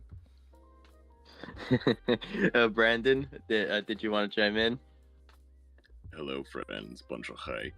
I just wanted to say that it's weird that the drone talk is still in Decentraland. I think Mariana, react with a heart or some shit. There is a drone like community in Decentraland, isn't there? I don't know. I just remember seeing like drones in Decentraland. Yeah. So, Riot, you should follow Mariana in the crowd. There's a whole drone like squad that does stuff in Decentraland. But that side point. I just want to say one again. True. Everyone, the whole metaverse, everyone killed it. Rustan, we fucking love you. You killed it with the fucking studio out there. Marcos, Riot, all the performers, amazing. We all killed this shit. Now it's just we're back to normal schedule. So let's get it. I just want to come up and say hi. I love you. Oh, and for artists, Marcos, Riot, and I'm guessing you have like other artists, friends, performing in Decentraland. I heard this earlier and it stuck with me. Reacting with your crowd and like crowd interaction was literally what sucked me into Decentraland. My first show in Decentraland was Estonia, and I showed up and I was just a brand new pleb player, and all of a sudden I hear, "Hey Brandon, what's up?" from the speaker on like the performer, and that sucked me in immediately. So I would say not retrain, but let your friends know that perform. The crowd interaction can really make or break you with Decentraland. That's it. Love you. Yeah, there's definitely a few good best practices here that we noticed. Some organizers, such as the one that I actually had my set with, required a pre-recorded performance, which was kind of challenging. So if something like that is happening, then I would definitely just encourage people that are looking to perform at least to be present with an avatar, so that you can still be engaging. I was very much like, I was like jumping up on the decks, like standing there, like fist pumping, doing all kinds of stuff. You know what I mean? Just like with the avatar to help engage people.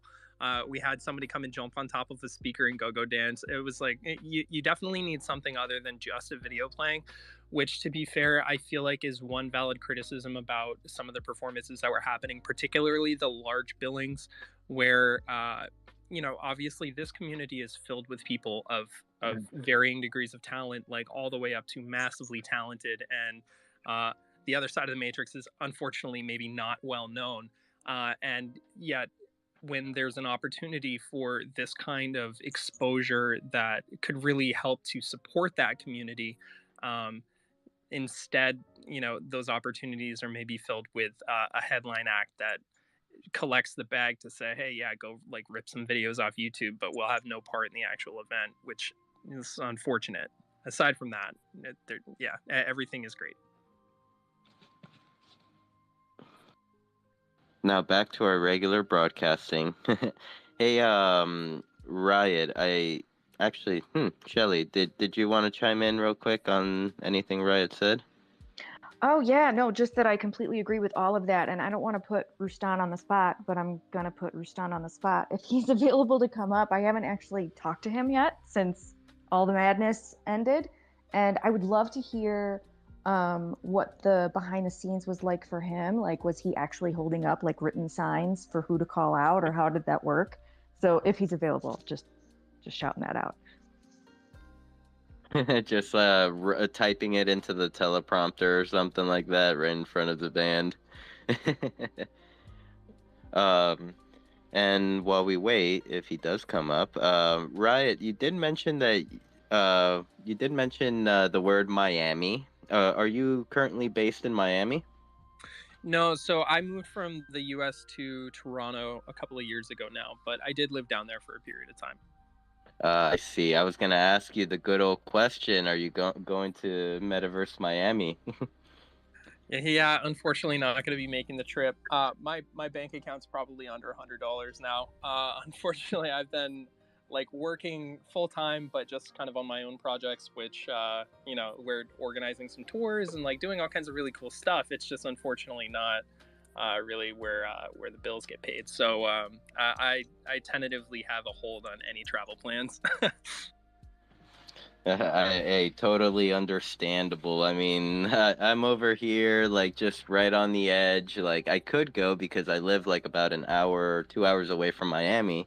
But at the same time, it's like, what I could spend over there, that's like 10 Decentraland names. That's like 1,000 voting power or something like that, you know? Like, 20, actually, no, 20 Decentraland names, maybe. So, it. Oh, I just got a heart from Dino. So, everyone, Dino is alive and well. There he is. Hello, Dino. Uh, awesome, awesome job coordinating the true stage along with Shelly. We love you. And I would like to pass the mic over to Meta DJ. You've been patiently waiting with your hand up. How are you? What's up? First time tuning in here. Can you hear me well? I'm in the car. Yes, sir. Awesome. I believe, did you attend last night's event? I recognize your name. If we're talking about the Beaverse event, I was there as I was on Parcel as well as in listening to the space. Sweet. Awesome, man. Thanks for attending. Hope you enjoyed the tunes. But yeah, I just wanted to chime in. I've been loving the conversation. For those of you who don't know me, I'm Meta DJ. That is my alias. I am a DJ performer in Metaverse. Really starting to ramp up here. I really like the conversation of live because I now have experience doing both.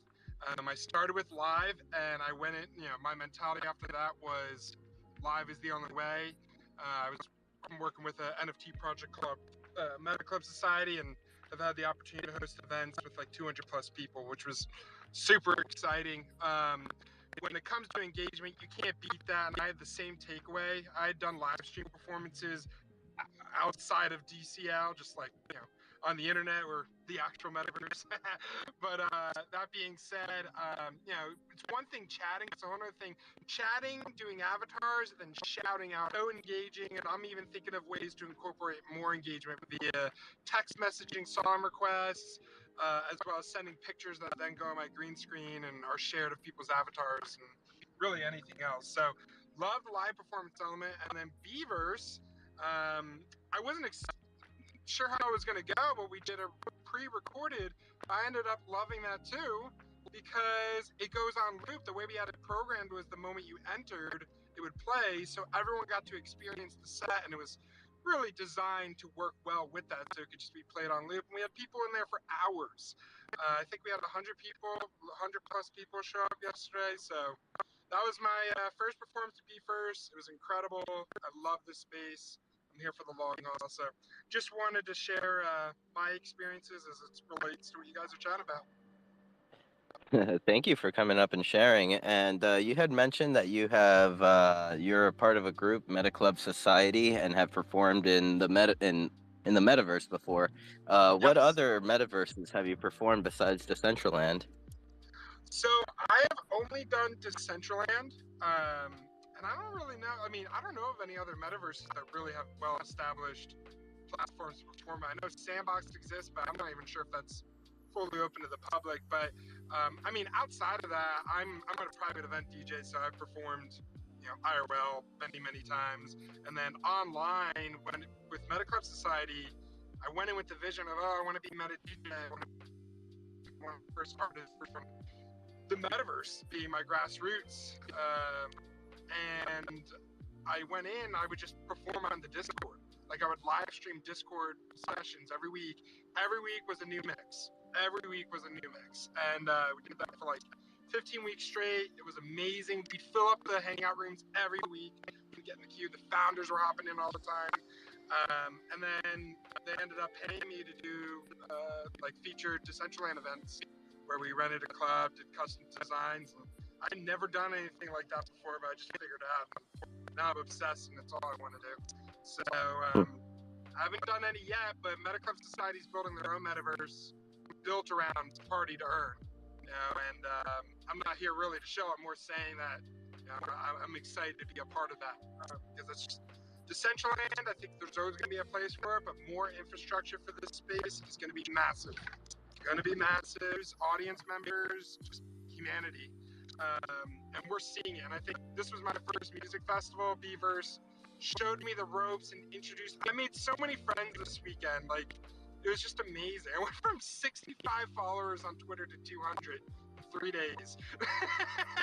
And it's all real people. Almost half of them I've probably spoken with, either on Twitter or Decentraland. So I'm just so humbled and just happy right now, and just really excited. I could care less about the state of the market right now because my bold thesis is proofs in the pudding, and we're making it happen right now. So really excited. Everyone that's here, kudos to all of you for just being who you are. And thank you for coming up and introducing. Like, yeah, it's very nice to have you here for the first time. Well, oh man, I was going to mention. Oh yes, you were talking about earlier about how to like ways to possibly make it more interactive for your listeners, like by like perhaps maybe even throwing up a song request option. I think a good method for that could be via like Twitch streaming. If you're like Twitch streaming your set at the same time as you're performing it on Decentraland, there are like feature like song request like commands that you can set, and like I personally don't know how to do them. I just know that I have popped into music Twitch streams before, and they've given me the list or they've given me the command so I can request whatever I want. That's awesome. I'll have to look into that. Here's another unplanned shill or just shout out. Actually, the service I'm thinking of exists. It's called Request Now. I used to be a consultant for them, and it was meant for the private event industry, where like so when I'm DJing weddings, clients will text me, we'll have conversations. The AI asks for if they go play that Bruno song, Funk Uptown. It'll correct it and then create a queue. Then I can message them and say their song's up next, make sure they're there. And then it also has a photo wall with all the pictures. So any artists out there, look at Request Now. I think it's going to be an incredible way to amp up the game. And I haven't done it yet just because I'm taking baby steps. I think incrementally improving the way you operate is the way to go. I've tried to brute force all at once, super hype, and it'll just kill you. So definitely looking at Request Now. I'm going to look into Twitch, though. Twitch is always tough for me because you stream music down with all the royalties and stuff. So I've been using Mixcloud for public streams because they're properly licensed. It's essentially online radio. A lot of artists are going to it. And you can have public streams or private streams where clients have to subscribe to pay and listen to it. So hey, you choose the price, $3 a month, and you get private streams. So a lot of cool stuff out there for artists. I'd love it. I should probably host a space sometime and kind of have my TED talk on everything. Cool stuff. And the metaverse is just the internet, and then you pick what metaverse, right? So there's a lot of ways that digital creators can really immerse themselves. But even if you're not a digital creator, I mean, I was at the festival and I saw bands play. I'm like, this is so cool. This dude just slapping a banjo in the metaverse. There's a crowd for that. I mean, Ozzy was there, right? So anyway, yeah, it's just incredible. I see a lot of hands raised. Yeah, let's start with Brandon, then Existential, and then we'll let Make and DevDog fight to the death for who goes next. Hey yo, Meta DJ, I just wanted to put you on to Spatial. Spatial is, you can use it on your like browser or whatever. It is also mobile and on the VR. We did meet the Spatial has like a whole community. They call themselves the Spatians, and they do stuff just as much as we do. And the whole Spatial thing is insane. It is amazing. It's beautiful and it's smooth. So that's just another thing you can check out. How do you spell it? Is it if I just Google Spatial, like? Yep. Would I Spatial. find it? Yeah, even on your phone, even App Store, browser, whatever you got, it's on there. Ooh, look. So Meta DJ, to add to that as well, High CC is her name. She does a month or a weekly spatial metaverse type thing on Monday mornings. To watch for her. Crypto Voxels is up, running, open all the time. DJ Lethal Skills, if you're familiar with him, or keep an eye out for him, and that's DJ Lethal Skills. He's involved in Crypto Voxels. Then there's also AltSpace VR, and these are all up and running that you can go to now, and I could connect you with somebody in AltSpace VR. Make an NFT could as well. Then there's Monaverse, which is similar to Spatial. Shoot, I had these all in my mind. I'm gonna forget somebody. Then there's also coming soon is, and they've been very heavily involved with Decentraland. They've done a lot of fantastic things. Swivel Meta. Swivel, like a chair swivel Meta. Watch for them. They have one coming. Oh, and Inverse HQ. They have a web-based browser one, and like AltSpace VR is web-based, Microsoft, and you don't have to have 3D glasses to go into AltSpace VR. So I just thought I'd mention all those, and then I'd also like you to if you know who VJ Deliria is, and that's VJ as in video jockey, make sure you watch for her, and if you hook up with her. She seems to be, I mean, she's a great person. She spoke at NFT London, but she is like, she's connected to so many different people, and she looks for DJs and other stuff to participate in events. She just did our Day of the Dead 2-day event in Decentraland at the MetaTrekkers Clubhouse, and she had a lot of people involved.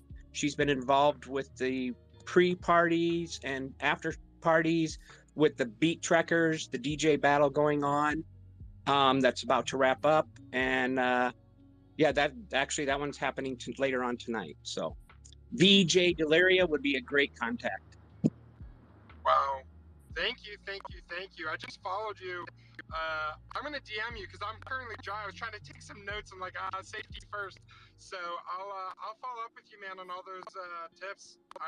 That's where I'm at right now. I mean, I got my family beavers, and I think most of them are here right now. But I am looking to broaden the horizons when it comes to networking and opportunities. I know I have a lot to offer.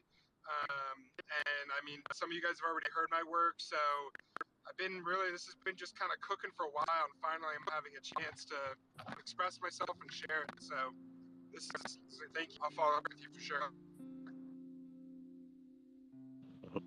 Thank you, guys. And I would like to just reset the room real quick. Make sure to like and retweet the room, maybe comment, follow the person next to you, all that wag me shit. DevDog and Make, have you played rock, paper, scissors, or have decided who has won? Let's throw it to DevDog. He was up first. We all. Hey, okay. I was gonna offer you. So if you want to, feel free. But I should be quick. Yeah, I just wanted to hop on anyway, very quickly. I hope everyone's having a good day. I just wanted to hop on really quickly and talk about an event that I've been working on that's coming out next week. Drafo, I don't know how many of you are aware of Drafo, but it's a new wearable marketplace that highlights some creators. And I'm not sure how much I can really reveal about the event, but just know there will be some fun games and some fun activities, and it should be pretty interactive. So yeah, be excited for it because I am. So DevDog, if I'm not mistaken, Dravo might be on a you know a Monday night event that usually happens on Decentraland. Oh, well, that is exciting. Yeah, I'm not sure what the schedule is or anything like that, but I'm just excited for what it's looking like so far. So it should be very, very cool. Yes, Dravo will be on Beyond the NFT on November 21st. So everyone, mark your calendars for that one. Get your memes ready. And thank you, DevDog, for coming up. And when you said there's an event coming up, when was the event again? I'm sorry. I believe it's going to be Tuesday, so right after the spaces, as if all goes according to plan. But yeah. Okay, so this coming Tuesday. Sick. Thank you, DevDog. And Make, the mic is yours. Sinful Canessa, sitting with the gold guy, family in the room, DCL family.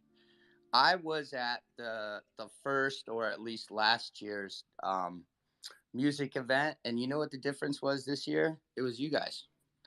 It was so fucking rad to have friends and people I was trying to find, tried to catch you guys struggling through it, getting help from people like CJ.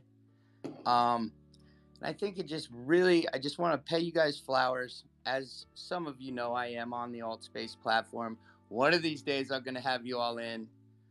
The doors are always open, but it doesn't matter because my guy Meta, you could jump to any place to find your home in a metaverse, but finding your people, that's the gift. And it really transcends anything else you're trying to be about. So I just highly encourage the adventure to find where you got to go, but just remember the people who are special, because there was such a difference from the first time me sitting watching Dead Mouse, seeing that chat fly, but not really know how to communicate or get involved in what's going on. This is the special part. So again, I mean, I just helped somebody who's got space only put billboards up in DCL, but it was such a step in the right direction. Mad flowers to my, Beavers crew too. I love y'all and Existence for being such a good friend. But I just want to say thank you guys. And just remember, for all of us, now there are a lot of people headed to DCL because they're excited. It's up to us to welcome people and really start bringing in the 50 million people we need to make Decentraland stick forever. It takes 50 mil for a game or anything else to last. So let's go find them. Let's lock arms together and let's fucking go, people. Thank you, Sinful. Thank you for coming up and speaking. And also, yeah, I would like to welcome anyone in the listeners panel that may be new to Decentraland, may have any questions. Maybe it was your first experience at the festival and you would like to, give some feedback, talk about it.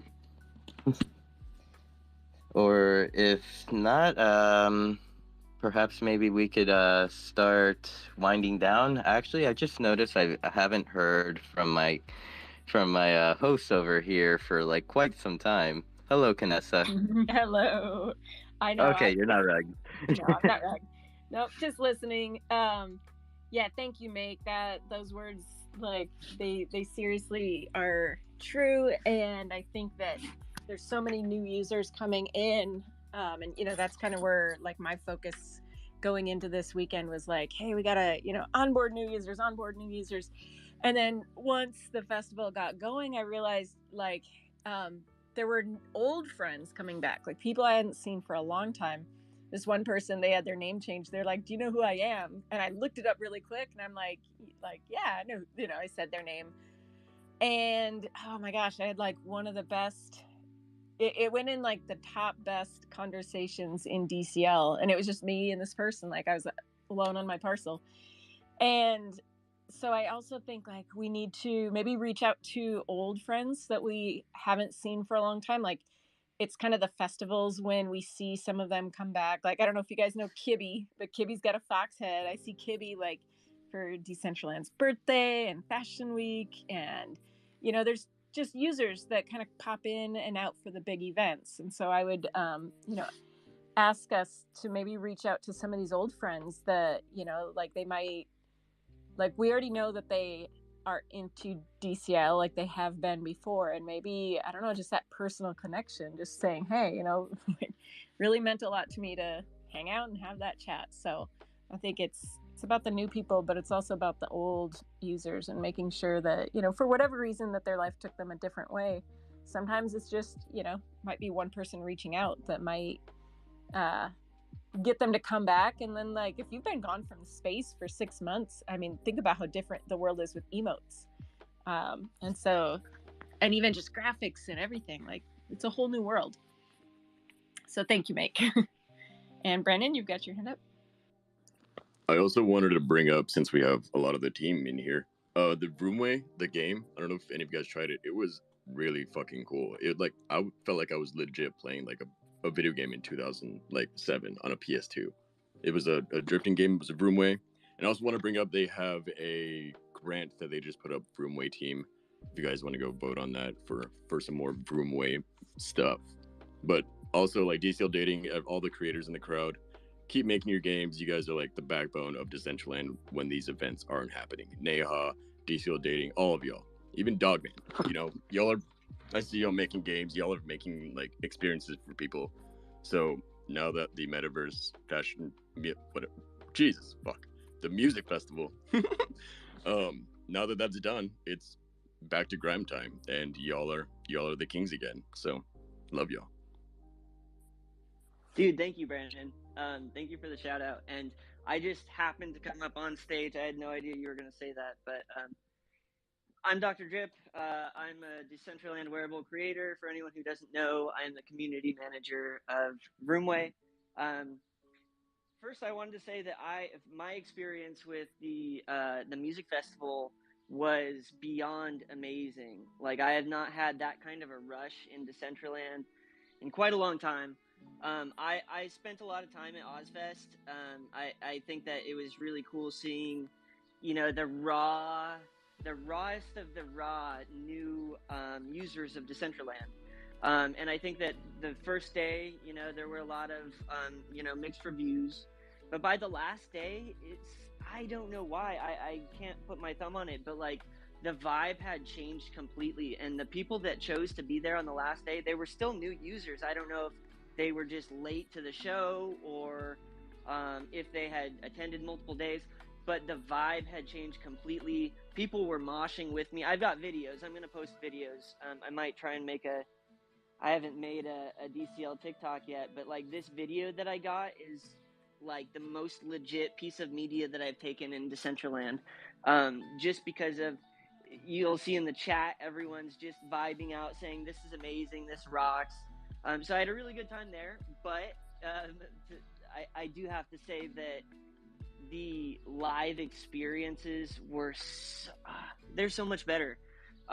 Rocking Unicorn just completely dominated, and also obviously multi NFT stage was amazing. That experience was really cool. It attracted I noticed a lot of new people found their way over there. We were helping them get through the teleporter there. But yeah, the live experiences I think were the most amazing part of the festival. I think that Shelly and you and your team really got to flex the muscle of having just did 365 shows in a year or more. I think the stat is more than that. I'm sorry if I butchered it, but yeah, you basically just spent all this time building these skills, and you got to show off like how a real show can be done. So thank you for talking about the experience, talking about interacting with fans, which is something that the animated Ozzy he just doesn't get to do, you know, and instead he just is on repeat for assaulting a bat. But yeah, so I wanted to give your flowers. I can't even I don't want to reiterate, but like I can't explain how much fun I had at this event versus just the general vibe that we have been putting forth, and I hope that, you know, a lot of us can keep that feeling going in what we're building. We do have some live events coming up at Broomway. This Friday we have Shark Anthony performing. He's going to be the first DJ of our Friday night series that we have, and a lot of the let's see, a lot of the people that we have in here. I see all my friends here. A lot of you did come to some of our other events. We've had a handful of events at Broomway. We are definitely no baby dolls or Ruston's Cove when it comes to, you know, the greatness that these events were, but we're getting started, and so this is our weekly occurrence, and we're really excited for it. It's going to be a showcase of community-based DJs.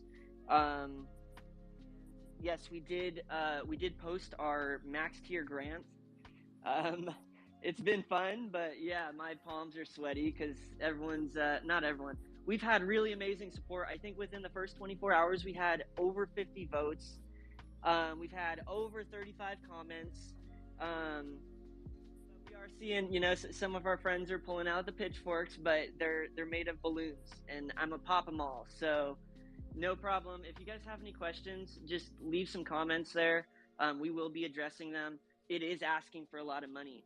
And also we have kind of been conditioning ourselves to really question this amount of money being asked for.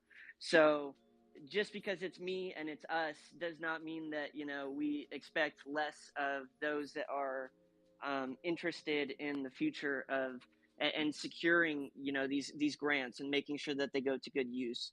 So you don't feel bad if I sent you a DM and you haven't gotten to it yet. It's no problem, but like, just get out there. If you have questions, just ask questions. Because we have everything outlined. We would love to share all the details about the project.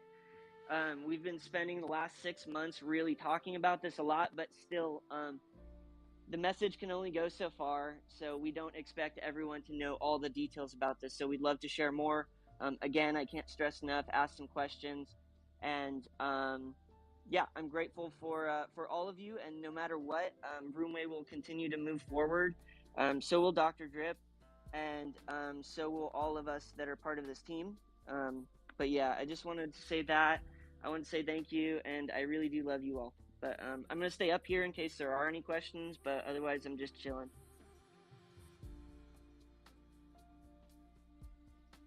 Mr. Brandon?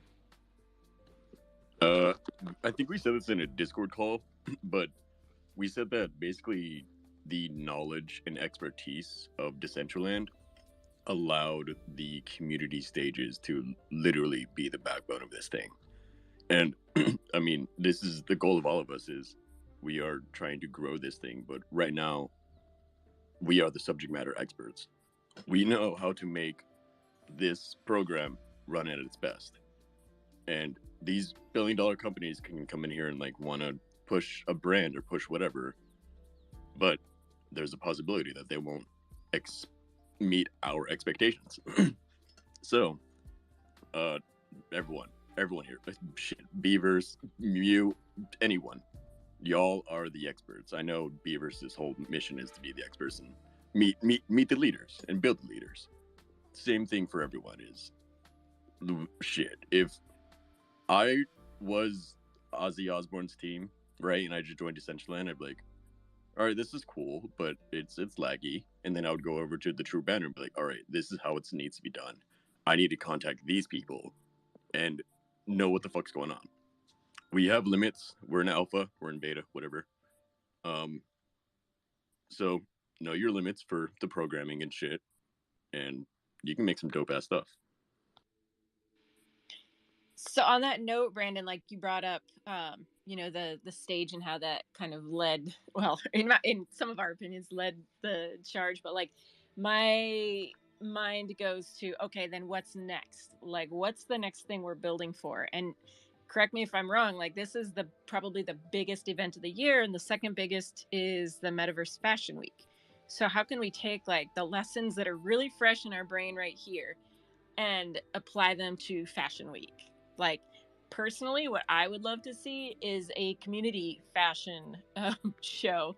And I may or may not have bought land near the district last spring so that I can at least host that on land. So if anybody wants to help me make that happen, or like has the skills to make that happen, hit me up.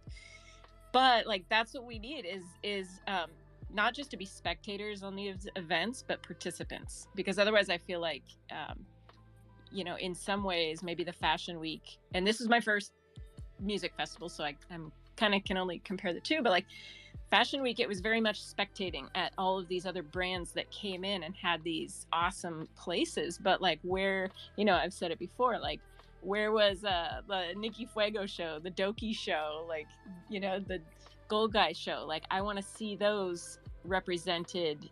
You know, it might not be able to be just as much as some of these big brands that are bringing a lot of, you know, money behind them, but yeah, just planting the seeds. How can we utilize that as we move forward?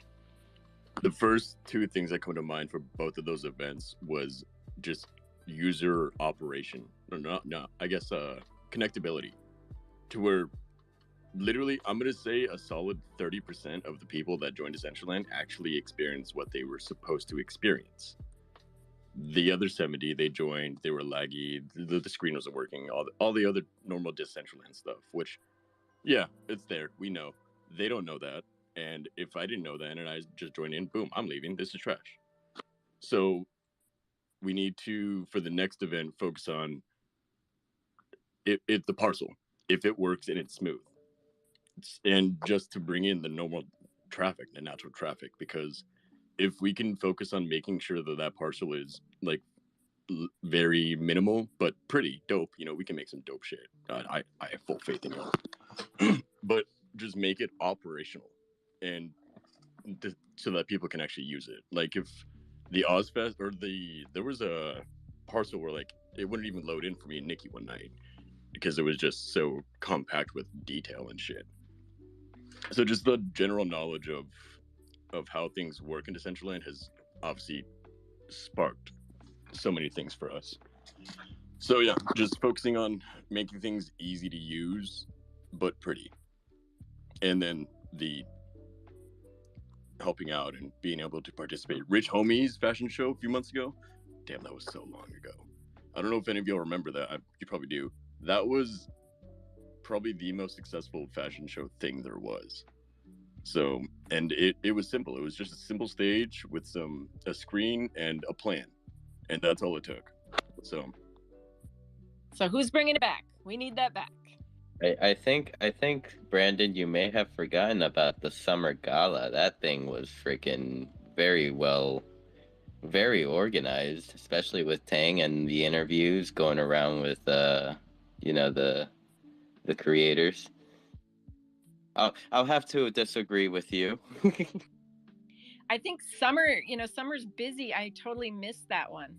And I don't know about other people, but I do feel like, you know, summer's busy for a lot of us. And so I don't know if there's seasons to DCL, but I definitely wished I had been around for that one.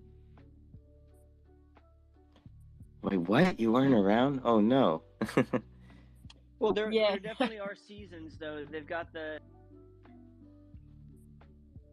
Sorry about that. I muted everyone instead of muted myself. Oops, I was just going to bring up the 4 pillars that DCL talks about, which is fashion.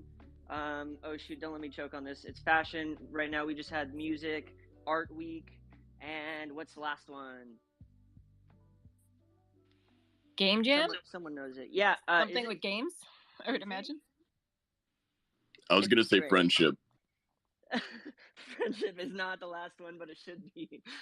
No, I'm forgetting the last one. Shoot. But yeah, so it's each of the events that they have. They have the art fest, they've got the music festival, they've got fashion. So that's kind of why those events were back then. But the summer gala was pretty cool though. Totes. Marcos, I see your hand has been up for a while. Thank you for being so patient. No, I wanna give my opinion about everything I've been hearing, about everything I've been reading. In every stage, in between the music festival on Twitter and everything. And I think, in my opinion, right, we shouldn't focus only in the next big event. I think we should work right now in what we are seeing. When I went to the music festival and I saw thousands and thousands of people. Yesterday I made another event and there were newcomers joining, seeing what was going on, and people is interested in this. So I think that even though Decentraland Metaverse Music Festival is over, we should keep the pipe going. We all, and I'm hearing all of you all are saying True Bandroom was the best because of the live. Oh, this one was okay because of this. Okay, let's take that all and let's make this experience go. Right now on True Bandroom, there's an event. So I think what we should do is go to every event. Let's onboard more people. Let's onboard more musicians. I'm going to do so. I think that this experience we had 3 days ago can't die for a year and have music festival on Decentraland next year to see which artist comes.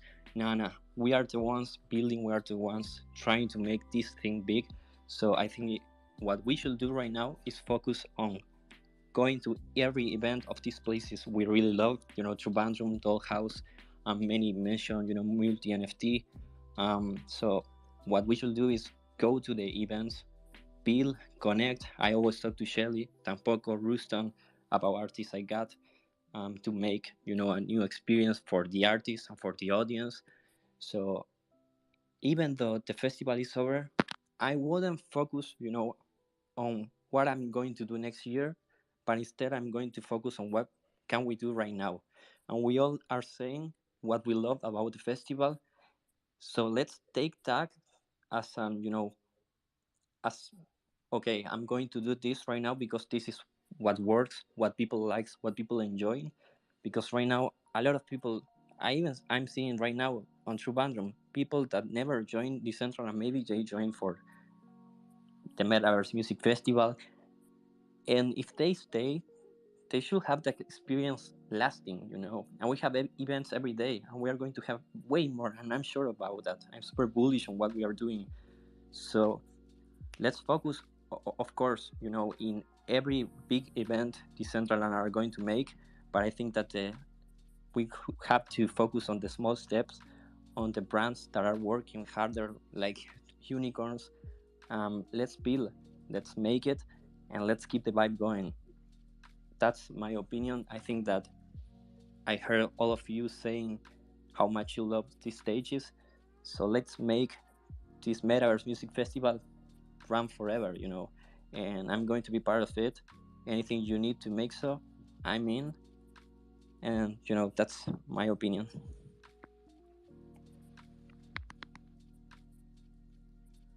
Oh, and I love you all. Okay, so I'm not quite sure whose hand went up first, Shelly or Doc. Mine's quick. I just wanted to build on what Marco said and Brandon said, in the point that if we don't build it, no one will, because the foundation Decentraland is not here to build this. They might be improving the platform for us, but it's open source, so it's literally for us to build. So we've all got to get to work. And lastly, I remembered the last pillar. It comes with a pun, because I choked on that last pillar, and I choked on my pride, because the pillar is pride for Pride Festival. So again, the 4 pillars of Decentraland are music, fashion, art, and pride. That was so clever. I love that.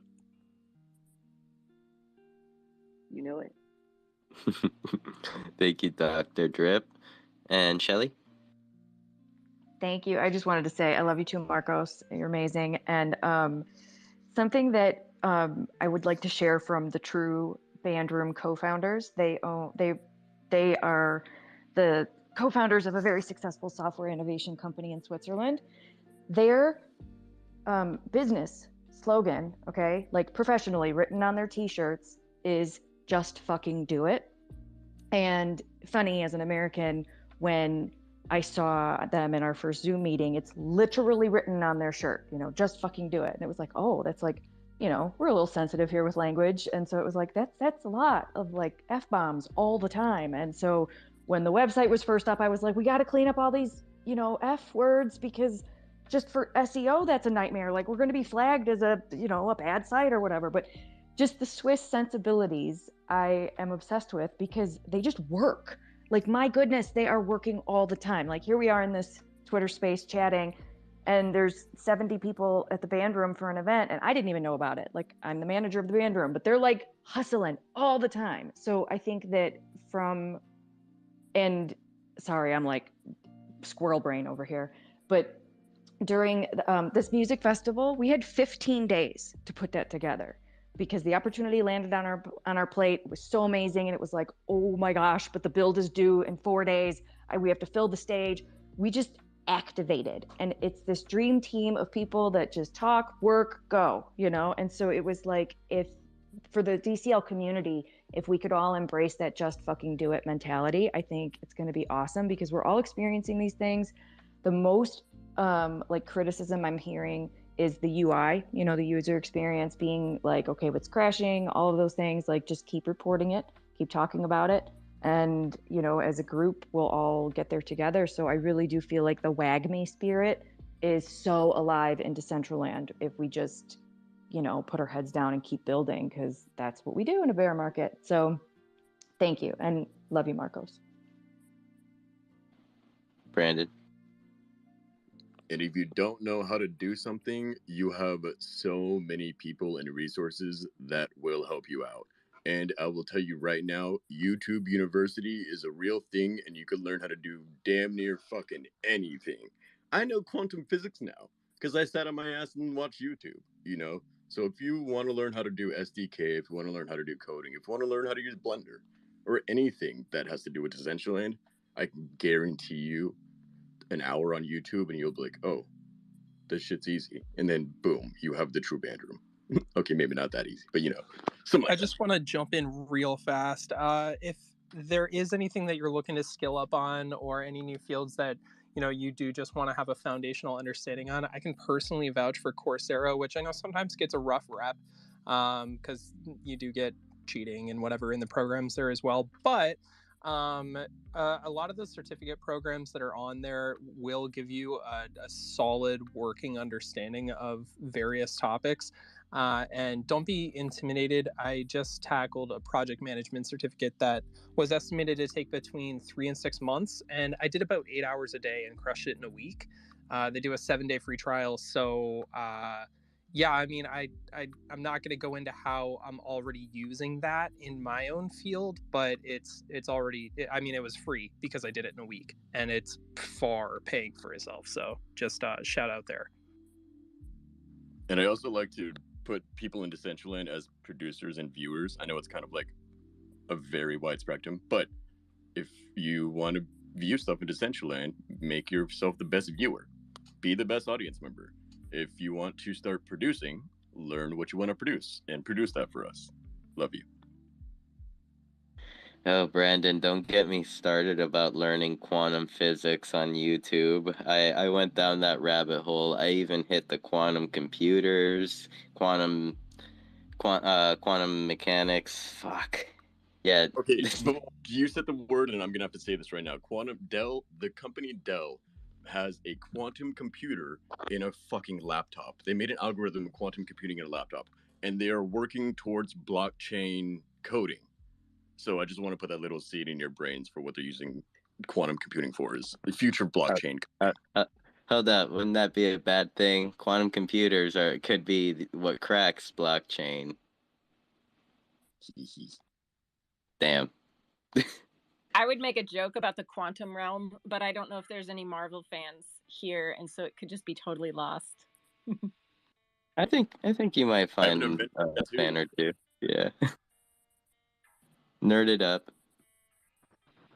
Brandon, I like what you said about, you know, you're always so good about encouraging us to keep building.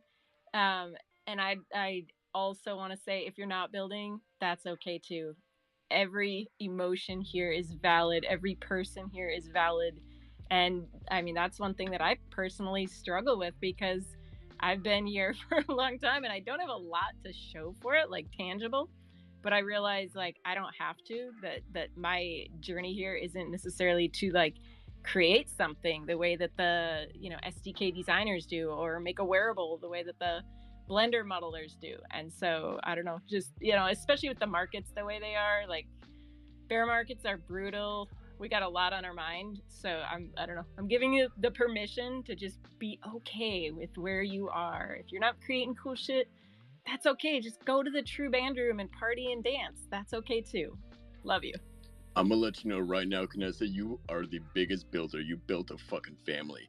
And that's what you can do too. Deadass, if you're bored, all these people in here, shit, I'm sitting in my fucking, I live downtown California, San Diego. I'm sitting by myself in a studio. Because I'm chilling with my friends, my boys, my girls, my fams, you know? Even if you're not, like, yeah, if you're not making anything, fuck it. You're just experience cool shit with cool people. That's also what Decentraland's about. Thank you, Brandon. Hashtag DCL fam. Oh, which reminds me, Shelly, you did bring that up a few weeks ago. My mind was somewhere else that I didn't really like grasp on, like, completely. Like, so did we ever decide on a hashtag that we're just gonna like bum rush? I'm using DCL fam. DCL fam it is? Like is it like capital DCL, capital F, and then it doesn't matter. Does it, Shelly, goddess of the SEO, does it matter? It doesn't matter. I've been using multiple variations of the caps versus no caps, but because I'm also using it on Instagram as well. But I think it'll be really great for this community to kind of, I want to see it trending. That's like a personal mission. Like, I just want to see that trending so badly, because if it's coming from us, it's going to be all of the best of Decentraland content coming out, which I think is going to be good for, you know, everything. It would be so cool if we trend, like, you know, you see random shit trending like all the time. For example, I woke up this morning, and what was it? R.I.P. Jimmy Fallon is trending, and I look in it and he's all pissed off trying to like get it taken down and saying like, will you guys stop hashtagging this? So if Oh, go ahead. I was gonna say about the spelling. I think you know, maybe people have been minting too many names when we start really thinking about like which letters are gonna be capitalized in the hashtag. That's a side note though, but so Shelly, what do people have to do? Just like any Twitter post they make, do hashtag DCL fam? Yeah, that would be amazing. Just any Decentraland content, if you include that hashtag, we can also follow that hashtag, you know, just click on it and you'll see latest or, you know, top posts if you click on the hashtag, and then you can just engage that way, which honestly, for us, if we can train ourselves to just use that, and because like we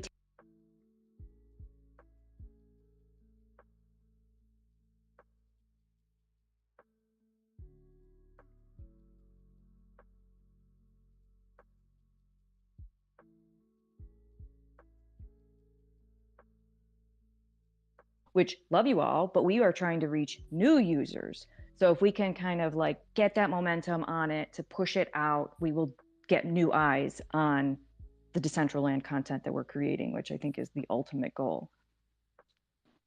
Not a bad idea. Would also like, because whenever you do hashtag Decentraland, that's like also flooded with a bunch of spam that has nothing to do with Decentraland as well. There's a Xena token or some shit going around being advertised on that. And don't be afraid if like part of making it is when the trolls or the spammers glom onto the hashtag. But I mean, in reality, that also boosts the algorithm use of the hashtag. So you know you're making it when that stuff happens. That used to happen to us all the time, and I'd be like, oh God, here come the trolls. We're making it cool. But, you know, you just have to weed through that madness.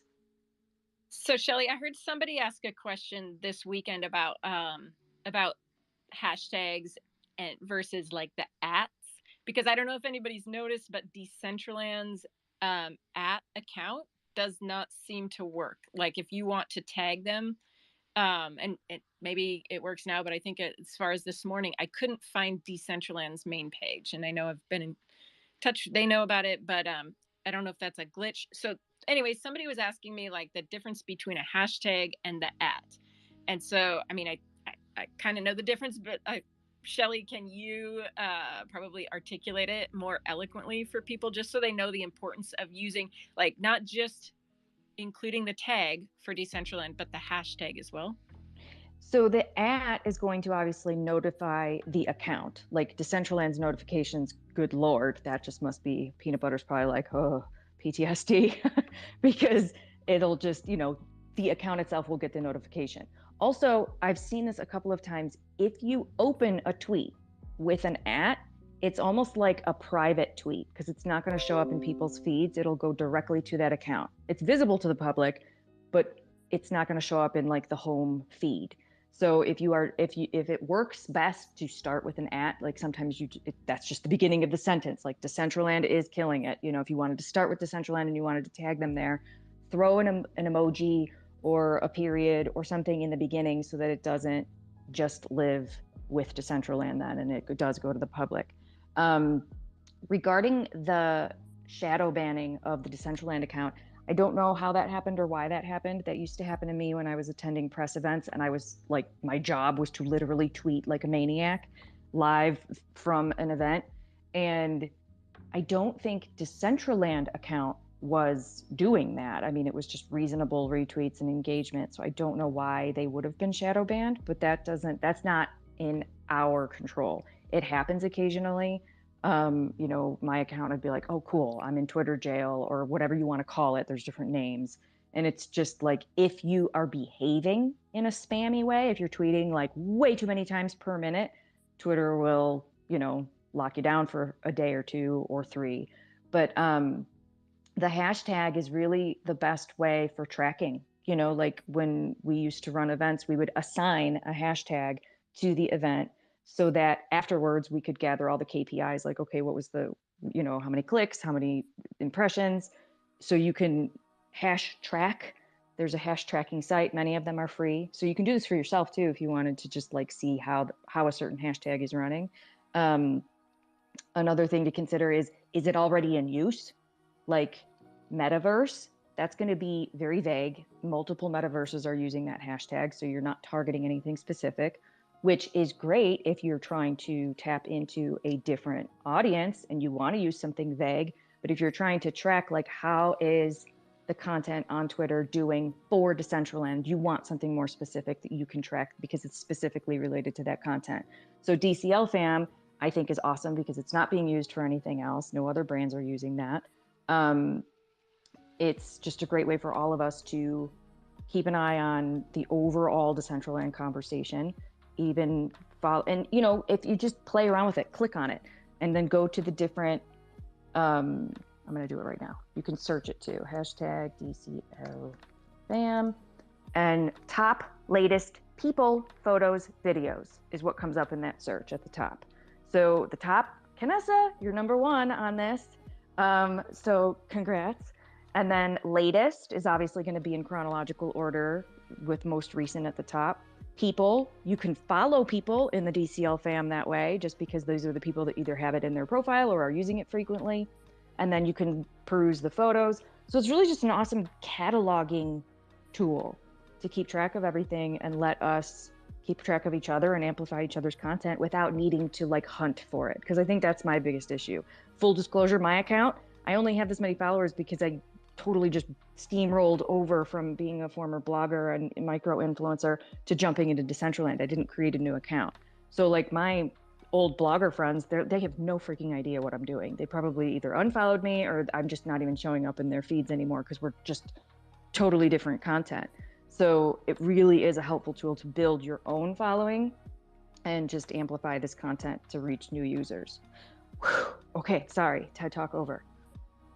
Have you sent out a like survey to like as like for reactions to your blogger friends, kind of like how did you feel when I went from regular Shelly to Web3 Shelly, which would be like NFT, the NFT PFP? That's hilarious. I should do that. I think they think I'm dead, or I don't know what they think I am, because it's, you know, like I went from blogging to corporate world, then to Web3. So there was already kind of like a little bit of an absence before I went straight to Web3. But so probably they're like, we don't know what happened to her. She just like went off the deep end. Who knows? Go ahead, Vanessa. I'm sorry, I did cut you off. Oh no, I was just gonna, I don't know, I was just gonna compliment Shelly, and also just put it out there to not ignore the other platforms. Like, we all know that Twitter is like, you know, Twitter is the one to communicate on, but I think that it's important to, you know, be on Instagram and TikTok, and I'm not sure what other ones. I think there's one I'm missing. But like on Instagram, there's a lot of people posting, like especially after this recently, and you can do the same thing. You just look at the Decentraland tags. You go to look at those, you look them up by recent, and then you just find all these people like posting pictures from, you know, the metaverse, and they're brand new. And so I just go there and reach out to everyone. I might offer free wearables. Yes, that's my thing. But it's like another way to connect with people. And so yeah, I don't know, Pinterest, not so much, but those, yeah. Go ahead, I'm Shelly. so glad you brought that up, because that's literally how I made friends in my geographic area when I moved. I moved from Chicago to Montana with nobody out here. And I just on Instagram started following the Bozeman, Montana hashtag, and I made in real life friends. So it's the same tool for Twitter, Instagram, and yeah, I'm not feeling Facebook, but Pinterest intrigues me. I don't know how I feel about Pinterest yet, because I used to get a tremendous amount of traffic. So anybody that's creating blog content or, you know, just online articles, that's going to be an interesting one for Pinterest, because pins in posts do very well because they're clickable to a link from Pinterest, so they can drive traffic to your content. And because we do have such a visually intriguing and appealing thing within Decentraland, I think it's going to be really interesting to see how that goes with blog content and Pinterest. I used to actively try to build a Decentraland like metaverse following on Pinterest. This was like 3 years ago. So I would, you know, what you do is you make boards, and then you look for similar content. You look for like 3D modeling or metaverse. And back then there was not nearly the content that there is today. And then you start making, you know, those different boards, and then you include, you know, the Decentraland content, or if you can't create a link right back to it, you find blogs that are writing about Decentraland, which back then none of them were. So that's why I started my blog, so that I would have pinnable content, so that I could try to capitalize on like, you know, people that are on Pinterest for gaming or like cyberpunk or, you know, digital art. Like, they're out there. I mean, you don't, I guess our new users are like, how would we describe them? Are they gamers? You know, or are they like artists? Are they digital fashion creators? Are they musicians? And I guess the answer would be like, they're a little bit of everything. And I have since not chased down Pinterest, but I think that if you do go and look and find any old tweets on Decentraland, I think that those are the ones that I put there 3 years ago in hopes that it would, you know, like with the way that SEO works, that those would have more relevance because they've, you know, been there the longest. So my own personal Decentraland Pinterest campaign, I think the casserole recipes kind of ousted it. So sorry I failed us there, but yeah, there were some cool posts. There's a tree I want to find. There was such a cool tree that somebody built 3 years ago. It was so dope. But I've talked about it before, so I won't go on about it. I'll just find it somewhere. So thank you, Shelly, for all of your insight.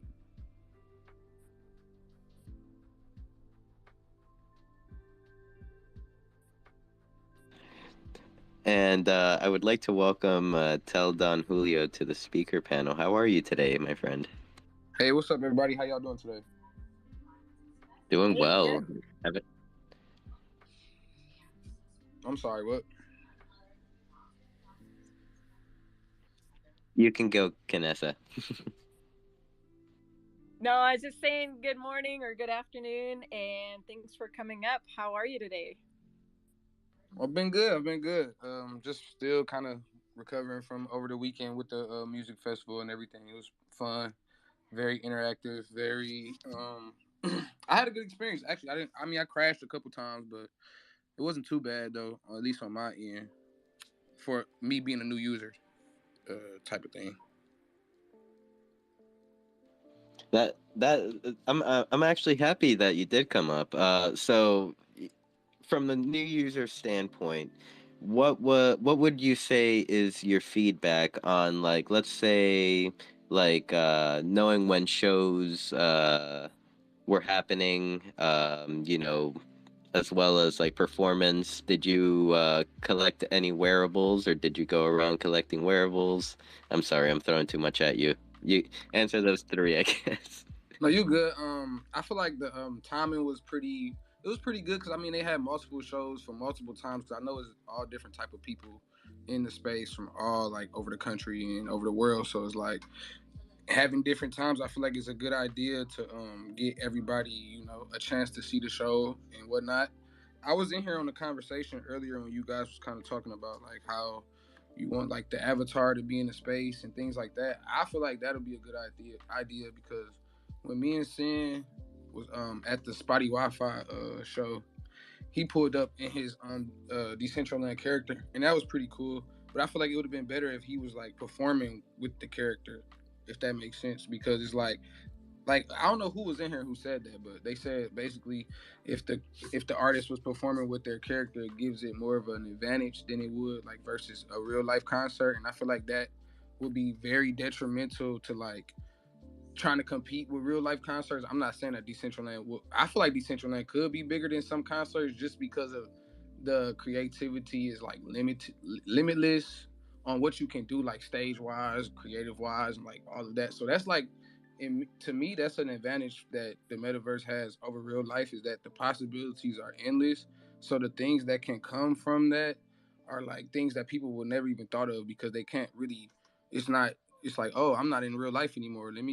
This is different. So it was pretty cool to see that. And then yeah, I got a few wearables too. I got glasses, shirts. I got like 3 shirts.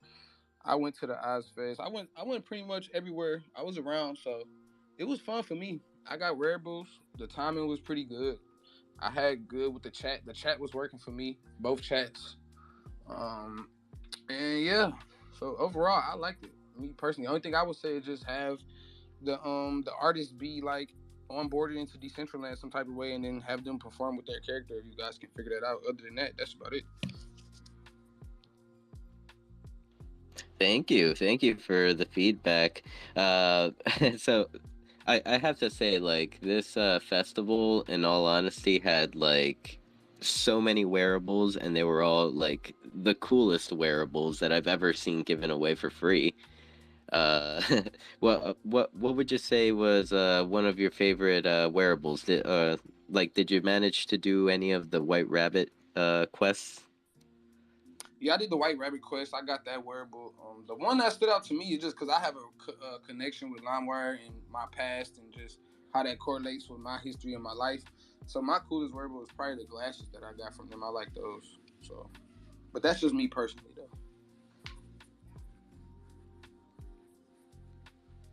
Is that what we'll be seeing you running around Decentraland wearing? Yeah, I gotta switch it up. I gotta get some new stuff. So my closet's got a way bigger since when you and Canessa gave me all that stuff. I got way more stuff now than when I did then. But that's why I really raised my hand though, because I wanted to comment on that part when she said that. Like, I feel like that the way y'all went about that and to onboard me. I mean, even though I was kind of somewhat sensible to what Decentraland was, but like I said, I was telling somebody else, like, I've been on different platforms here and there, and nobody has done that on the other platforms. They haven't just like came into the main lobby and was like, hey, does anyone need help? If so, let me know, and then gave me free wearables, and then that was just like an incentive to like get me more involved with the community, and I feel like that's very good as an onboarding technique, because it's something that I'm thinking about doing too, is like doing like an onboarding thing to where like I kind of bring in new people to the space, but through like me and you guys, because I feel like you guys' community is kind of like very, very knit and it's very like live. So it's like when people come and then they see y'all community, it's like, whoa, people are actually here and like actually doing things. So it'll give people the incentive to want to like keep getting on, if that makes sense. Thank you so much for sharing the feedback. And I personally like to call it loitering. I'm loitering at Genesis Plaza, harassing new players. Hey, it works. It works. I'm afraid that like some freaking CoinDesk article will come out one day of like some person from their group coming in and they're like, oh well, there's this guy at like this plaza just like saying LFG and offering me wearables, and then he started throwing money on me. Like Decentraland is not a safe place. No, I don't think. I mean, I guess depending on the person, I didn't get that type of vibe or feeling. It was more like if you guys need help, let me know. And then I volunteered. I was like, yeah, I need help. And then that's when everything came after that. So it's kind of like more like you introducing the help, and then if people ask for it, then they get what comes with it, and if they don't, then they just don't. Definitely. Thank you for coming up and sharing. I see that Existential has had his hand up. Thank you. He's not in the room, but I wanted to shout out Mr. Dingia. He just recently had his 1-year Decentraland birthday, which is totally awesome. He's the first person I met on my day one, which I will always remember because he sent me his wearable. And Kanessa, I apologize. I only caught part of the conversation, but you said something about a tree somewhere in Decentraland. If you tell me what it is you're looking for, I may already know, or I may, if I come across it in my random travels that I like to do, I would let you know, because I've come across one that talks. Okay, I don't think this one talked. So it could be something that nowadays we would just walk by and be like, whatever, it's just a cool tree. But back 3 years ago, it was like mind blowing because that build was interactive and beautiful, and there were moving parts. And so, like in that time, there wasn't much that I was seeing that had that kind of like build quality. And it was a 2-parcel build. It was I can't remember the name, like the Enchanted Tree, and somebody was selling it. Like they had made the build, they were selling it. And again, like people weren't doing that, so it kind of stood out that somebody who's actually trying to sell, I think they were selling the land and the tree together. So you would climb to the top of it. It was like this fantasy kind of a medieval magic tree, and then you'd click something at the top. And I remember making the post about it, and I've gone back on Pinterest and I can't find the post now, so I'm not sure exactly like if it's too old that it's irrelevant, but I don't know, just shout out, like that person who built it might be in the room today. They might be like they're probably like building amazing stuff right now at other places of Decentraland, but I don't know, just love to find that again. Well, I have a mission now to find it because it sounds absolutely cool. Because I have come across a couple trees. Like I said, there's one that talks. It's a little bit creepy, but it's still pretty cool. And the pixelated build, the trees there look fantastic for pixels. I mean, the whole build is just remarkable. Actually, I just found it, I think, on Sketchfab. It's if you look up like Magic Tree in Decentraland. So that's it. I guess like this just brings up the conversation of these really old builds and even like things that are being built right now. What happens to them? Like, where do they go? And I would love to see an archive, like even a scene that this was what was deployed in March of 2020. This is what was deployed in September of 2020. And then just like go through, because looking at this now, it's still freaking impressive. It's awesome. I want to go in this. So like, yeah, just to be able to compare the build quality so that we don't lose the archives, I guess, of like where we've been. Because there's other builds out there that I remember, like first walking through Decentraland, there was like a some kind of like Greek build with zombies or something, and it was like the only thing around it, so I'd keep going back to that. But yeah, I don't know, but I see some people in the room that have the know-how to like memorialize those old builds. Well, I'm roughly doing that in a way, just with taking screenshots. I pick spots, locations, different locations, and I kind of started doing a little bit more organized, starting in the upper left hand corner at 150, negative 150, 149 or something. There's a small building, and to get in it, you have to have a certain pair of glasses, it looks like, because it shows a picture, and the glasses look like actually one of the default glasses you get. And I tried them on, but I can't get in. But that's kind of something. What I'm doing is I just take pictures everywhere. I record the locations, and it's fun to check out a lot of these different builds.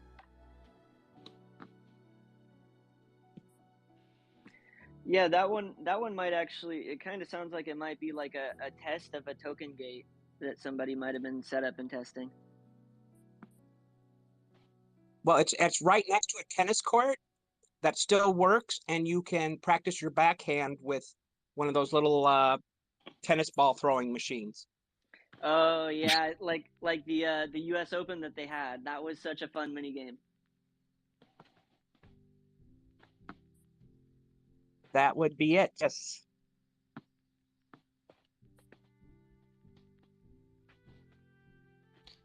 Didn't they have like an absolute rager at the U.S. Open whenever that event came through?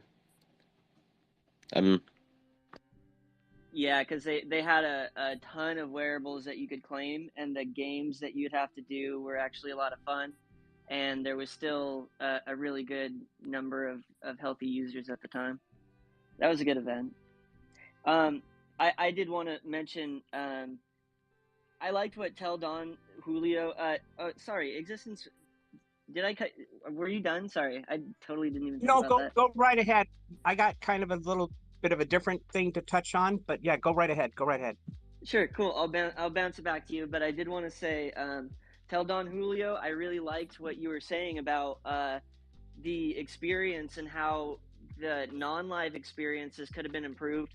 I really love the idea of these big artists, these big celebrities coming into the actual game, and it seemed like, I'm not sure, but it seemed like the Chinese community may have been doing that. It seemed like they had celebrities that were, and this is a basic iteration of it, but celebrities that were on characters, they kind of seemed like maybe K-pop or some sort of a pop celebrity, and they had a really big user base at the event. I think it was a Meet 48 event, and they were all following these one characters around. So I'm just assuming that's what was happening, but even that would be a cool experience, like the Grimes show when it was the big avatar dancing. It was really visual, it was really cool, but it would have been so much cooler if Grimes was actually there in some capacity.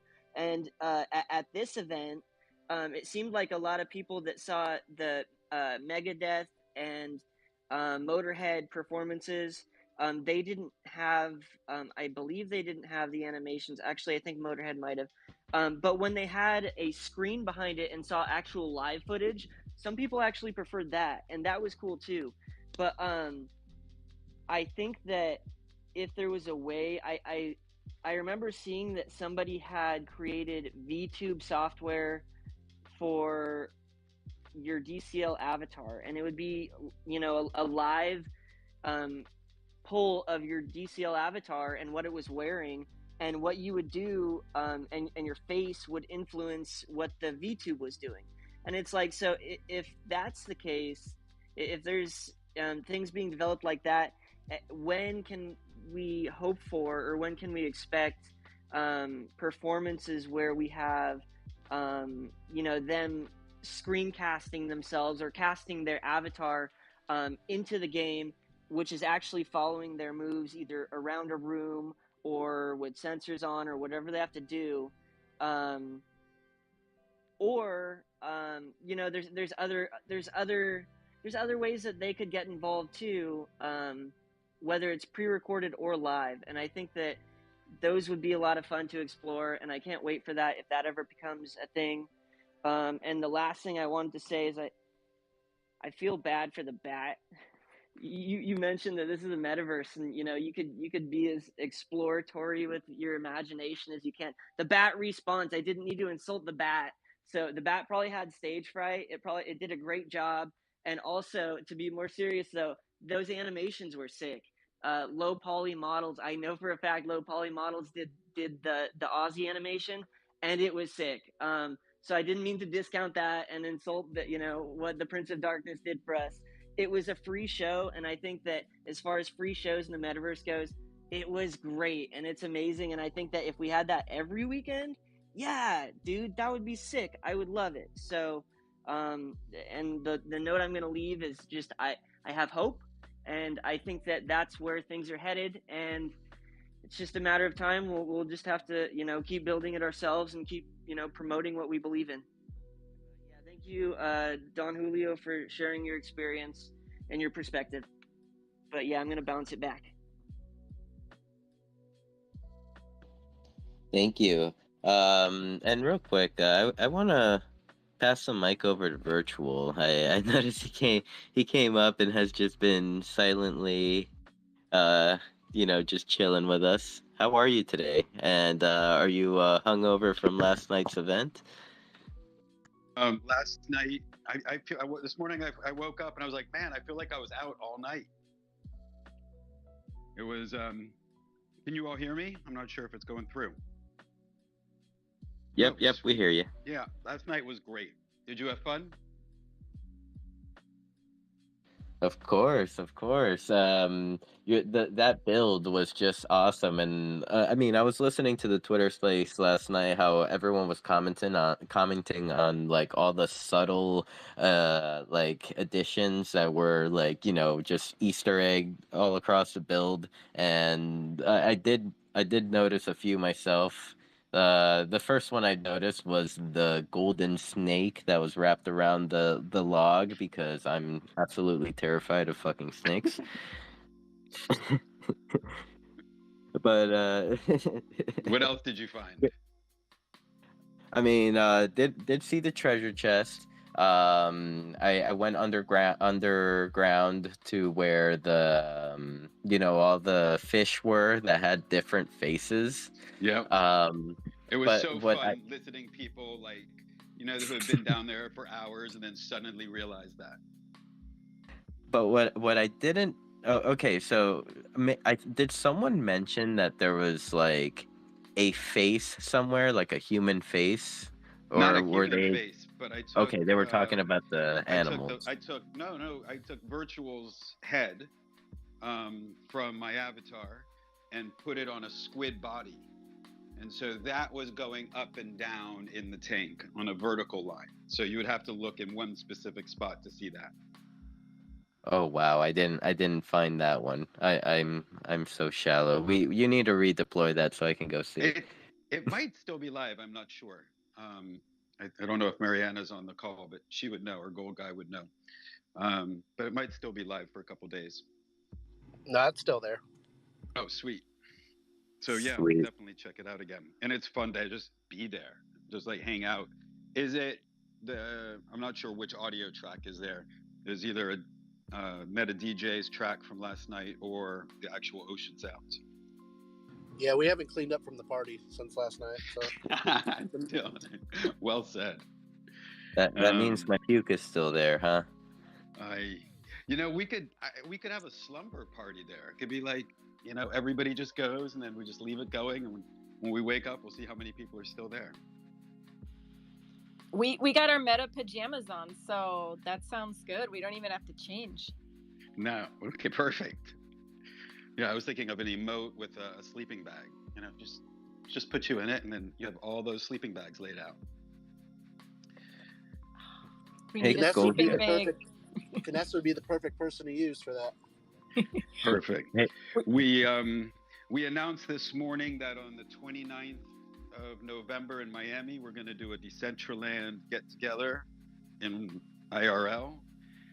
We're going to go to a place that's a walking distance from the Decentral Miami show. So if there's anybody on the call who's going to be in Miami, definitely RSVP for that. There's an event on Eventbrite.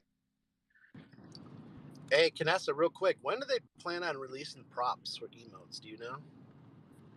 I haven't heard anything. I think there's people smarter than me down in the audience that probably know. But so, like, you're talking about the animations, like, I'm thinking the ho ho ho that you actually see, like the ho ho ho come up above it. Is that what you're talking about? Yep. Yeah, I don't know. I would say I would just work here, but I don't even work here. I just kind of hang out. I know nothing, but I know want you them did to make those. Yeah, I know you did. Animation plus props. You had to do 2 different submissions, but I think it needs to be like hopefully in the future or really soon, we're able to do animation and props at the same time.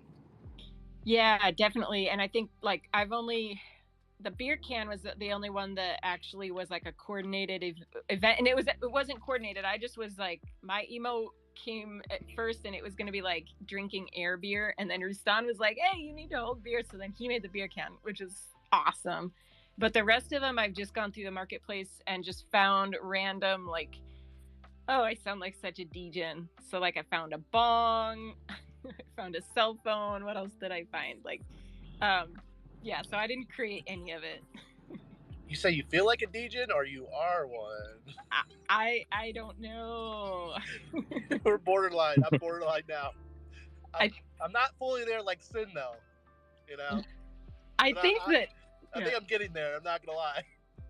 I think that like since my biggest contribution is just like drinking beer, taking bong rips, and then like a bunch of passed out emojis, I think I have only contributed degen stuff to Decentraland. So I'm sorry. I'll make like a studying, like a student, like a very smart emote next. I'll make that to make up. It'd be cool if like beer pong, like if we had the props, like you throw the ping pong and it hits like a beer pong table open, like right in front of you.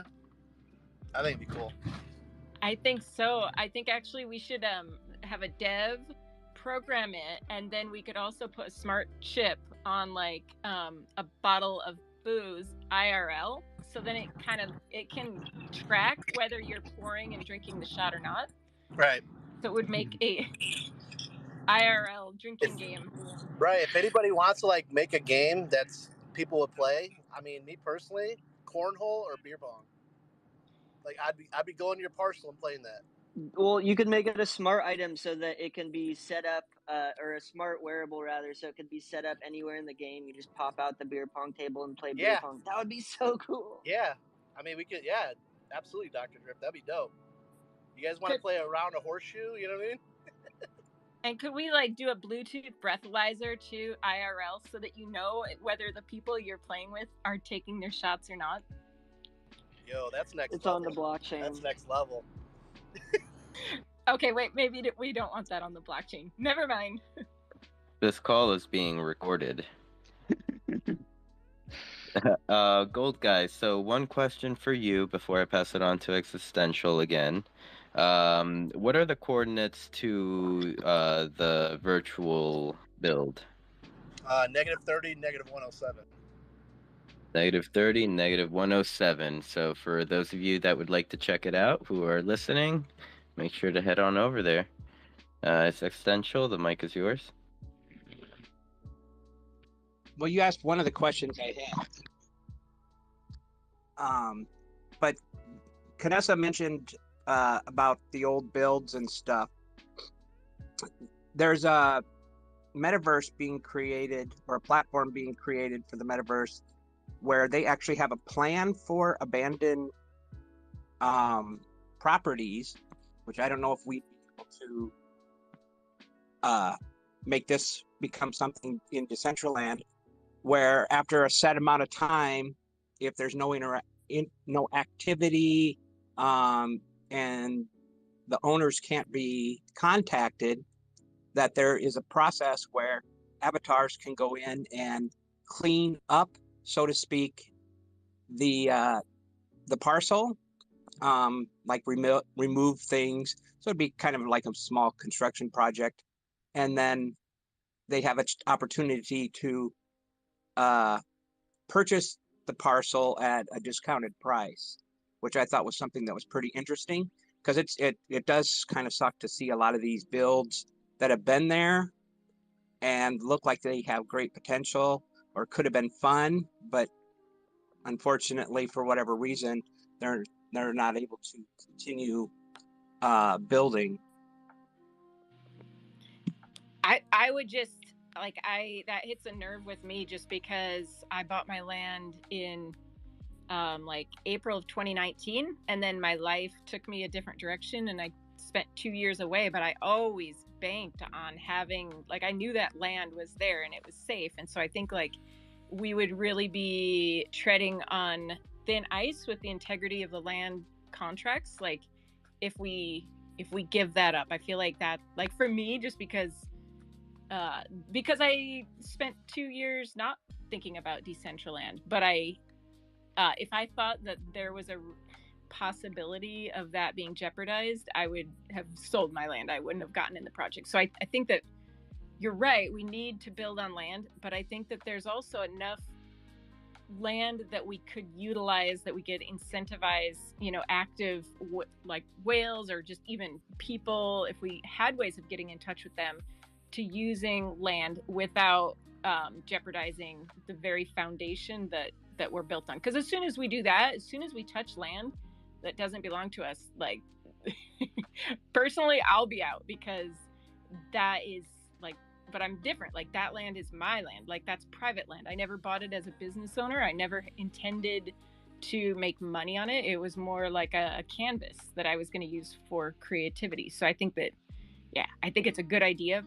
If we could find a way, like I think Toonpunk had mentioned before, of making parcels like more dynamic so that they look different. So maybe if like there's trees in Decentraland, and what do trees do in real life? They grow. Like, the longer they're there, the taller they grow. So maybe it's something where we have seeds on these parcels, and the longer it sits vacant, the taller these trees grow. And instead of just having kind of land that is wide and it goes forever, what if it was a forest? Like, that'd be kind of dope to wander around through a forest and then find somebody's parcel. So I hear what you're saying, and I think you're right. It needs to be done, but I think that I don't know. I'm just always gonna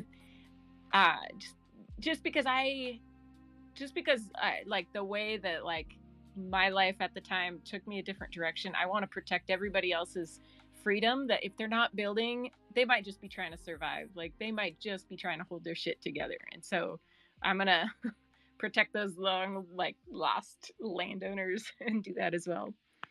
Eliso, you've got your hand up. Yeah, wow, what a great topic you just brought up there. It kind of reminds me of like Detroit. It's like there's all this urban blight where they're not sure what to do with all these properties, where they can't find the owners, and the properties are literally burnt out, and they're just trying to figure out how to make the land still useful but still respect the rights without totally gentrifying the area.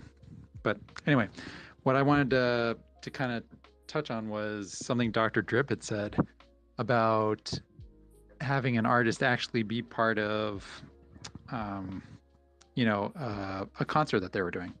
Because like, how cool would it have been if Ozzy Osbourne, if between each one of his songs, if he had actually like talked to the audience and been like, hey, there's Kness in the audience, I see, there's Tang Pogo or whatever. That would be like a super huge thrill, I think, and add a lot of value to a show if artists could do that. So I guess I have a question for people who are more in the know about building. Maybe Shelley could answer this, or anyone else really. Just how difficult is it to combine live stream stuff with pre-recorded? So that's my question. Thanks. How difficult is it to combine live stream stuff with pre-recorded? I mean, I'm live streaming right now. What I'm envisioning would just be pulling up a a media file source and putting the pre-recorded video on and making it like a little screen, like on the side or something like that. Is that kind of the direction you're leaning towards? Well, yeah, I mean that could be more immersive, but I mean even if it was just like audio that just went back and forth, like I don't know, I'm like on a radio show, like a DJ would kind of introduce a piece or a piece of music that's being played, or just tell something about it, or just acknowledge the audience and talk. One thing I've seen with some of the live performances is that the artist has to go back and forth between looking at their screen and trying to concentrate at the music at the same time. And I know also that the DCL, when they were talking about like the Decentraland Twitter spaces, they were talking about when they were going to be doing their performances, they weren't going to be doing very many live performances because they were very worried about quality of the stream. Because obviously you can get better quality from an MP3 than you can from a live stream. So although I don't know how that would be affected. Again, maybe Shelly's like the one to answer this since she's had so much experience putting on these shows. So I'll give her a chance. Shelly, save us. Hello. Yeah, no, great question. I think that Marcos is actually one to answer because he had the Paris band perform, and it was a pre-record. It was live recorded, which that sounds like counterintuitive, but the recording is obviously pre-recorded. Good Lord. Sorry, my brain is just jello all of a sudden. The recording is obviously recorded. Anyway, the recording is obviously a recording, but they had their mic over it, communicating with the audience. And so in OBS, that's fairly simple. If you're just streaming a file, a recording, and then you add your mic over it, it just takes the timing and, lining it up correctly to do that. And I think that answers the question. Yeah, I think so. So OBS is how I should kind of like look into that, is what you're saying. Yeah, OBS is what we use to stream to the Bandroom server, but I don't know if other people are using different methods, but that's how we do it. Because I mean, if an artist doesn't have to be helicoptered in, they don't have to pay for a hotel, they don't have to do makeup, hair, outfit, they can just basically sit in their home and just use all this material that they already have pre-recorded, but still, engage the audience in a way that's really compelling. I think that would be really cool, and I hope we'll see more of that. Thanks. Yeah, instead of helicoptering the, musician in, we could just send them a powerful PC or something. Gold guy, your hand is up. Sin, they got a lot of money, right?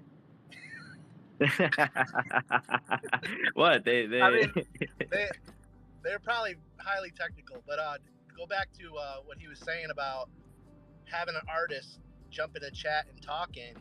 Like, I literally, when Motorhead was on, like I used my name Motorhead and started talking to people, and they thought I was them, and they just got like really excited. So like, just having the artist here, with the event, it really like, it was such a better experience for a lot of people.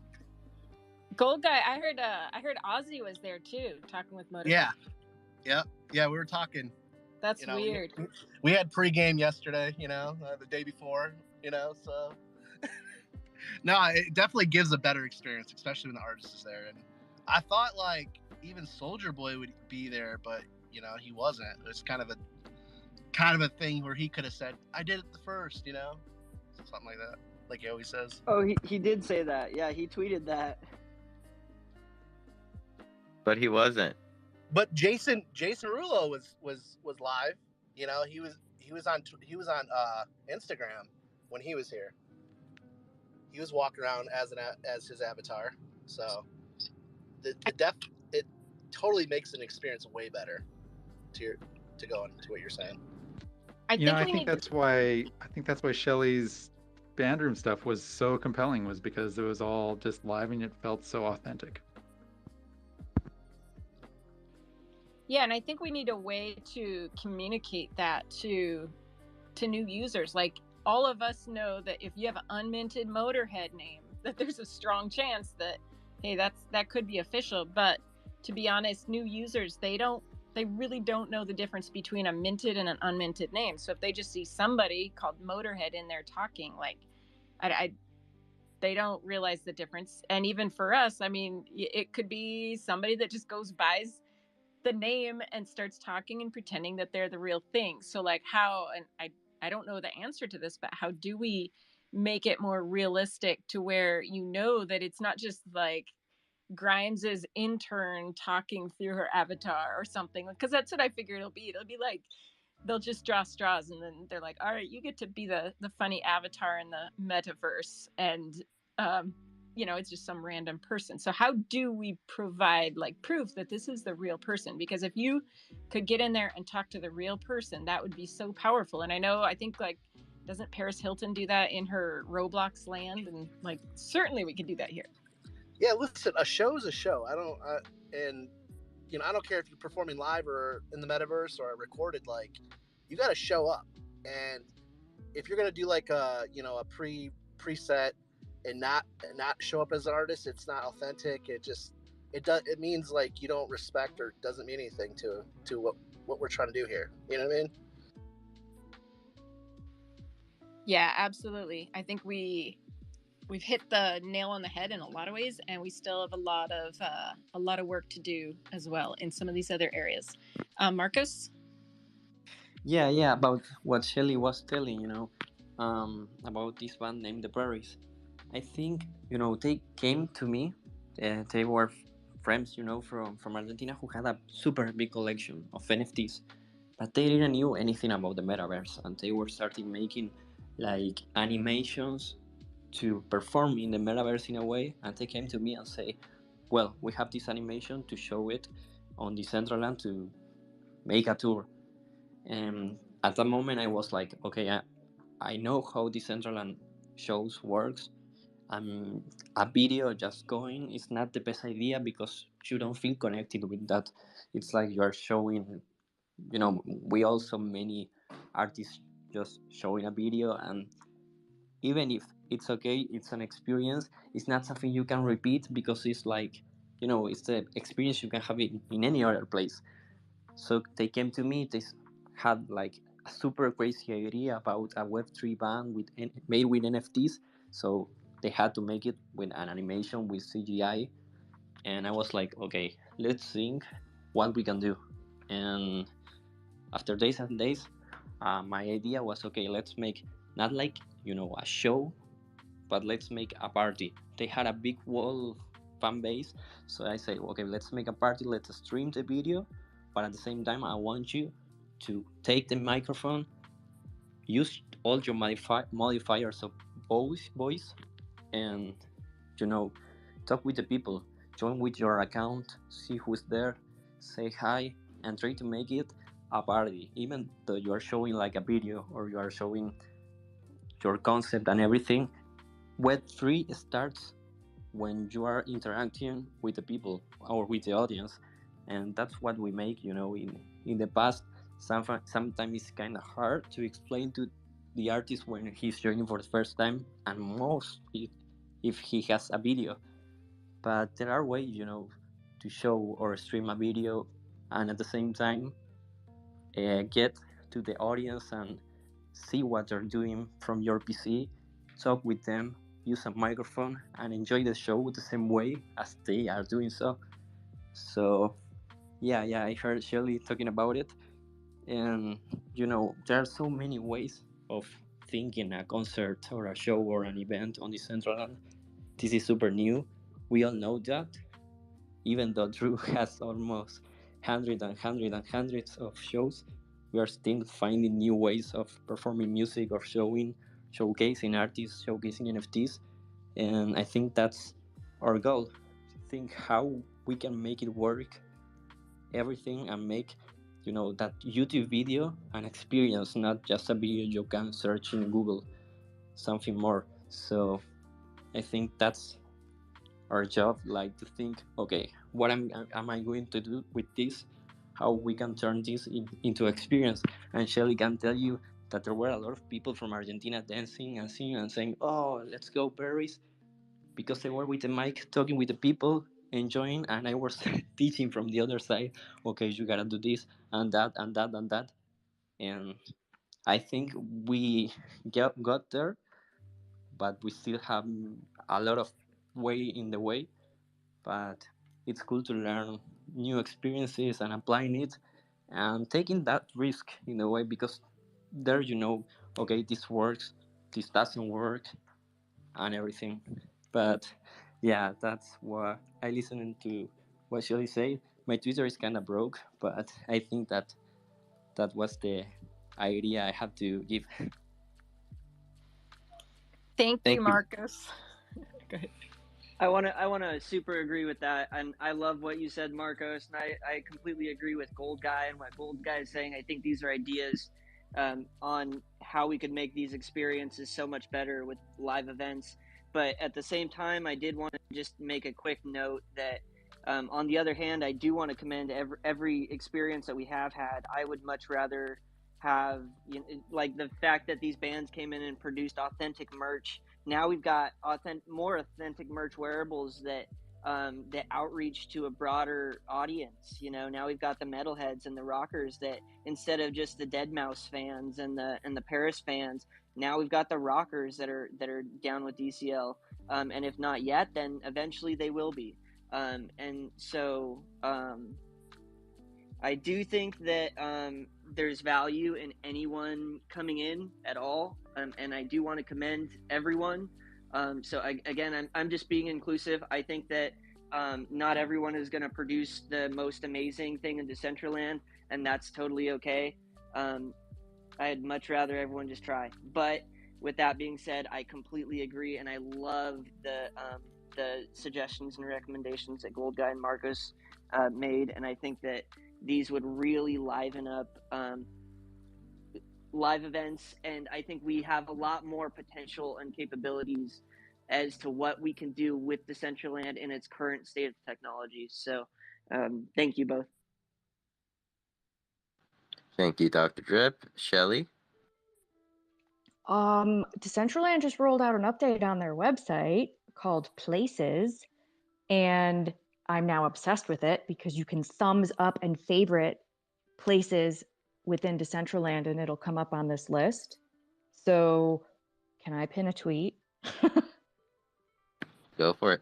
Thank you so much. That is awesome. And also make sure to comment it in the bottom. And by any chance, were you finished? Could I pass it over to Steve? Oh yeah, sorry about that. I just wanted to call it out because it's so new. I don't really know how to speak about it yet, but just at first glance, it's really cool. It'll even tell you how many people visited in the last month. Ooh, some metrics. Let's go. Welcome, Steve. How are you? First glance.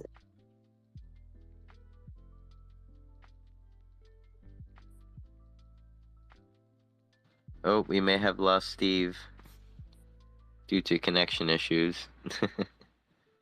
All right. I have to check this out. I'm waiting for this tweet. Oh, here he comes.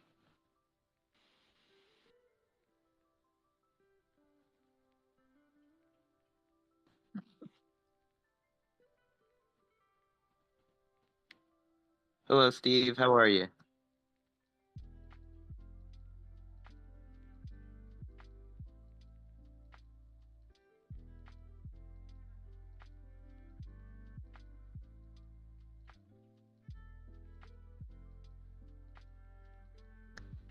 Are you there, Steve?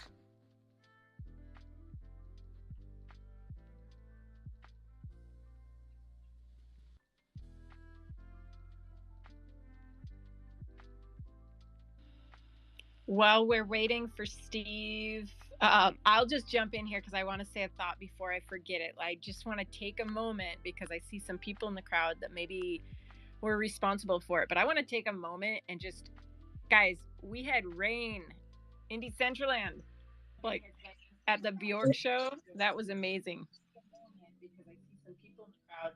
And I see Steve, you are back up. How are you, Steve?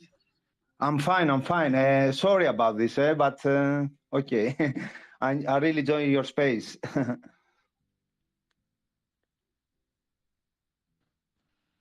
Thank you for being here. Thank you. Thank you. You are all welcome. I think my microphone is set up for speaking by accident, but okay. I see. Yeah. You sometimes it happens. Like, it's happened to me before. Whenever I jump into a Twitter space, and then like all of a sudden it says like you are now a speaker, and I'm just like, hello, hi, I was listening. Yes, yes. So I don't like to waste the time from someone who wants to speak. Love you all. Thank you. And I will be It's here. it's so nice hearing from you. And I do have like maybe about 12 minutes before I need to close out. So would Okay. anyone like to say any final thoughts before, or any touch on any final topics before we close out?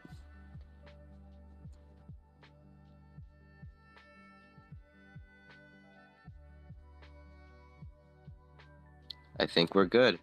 Wait, Shelly, I don't see your pinned tweet. Oh wait, do I? I do. Oh my gosh, that's gonna be fun. Yes, I'm so gonna abuse this. I'm also commenting it on this space so that we can come back to it later. All right. Well, looks like no final thoughts. Thank you everyone for being here. I really appreciate everyone's time. And I do see that there are a few new listeners in the bottom. Welcome. And if you are new to Decentraland and didn't come up today, just feel free to message me any questions you may have, and I'll be able to answer them for you.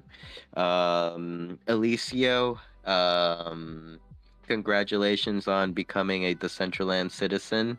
He now goes by the name of iDrum on Decentraland, so that's exciting. And thank you, everyone. Much love. I'll see you all in Decentraland.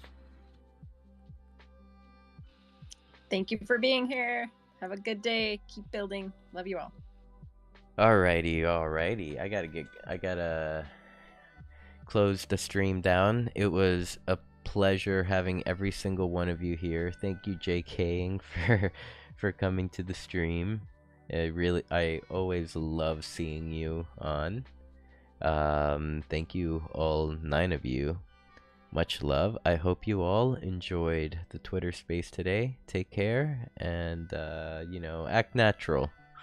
Let's see who we're gonna raid.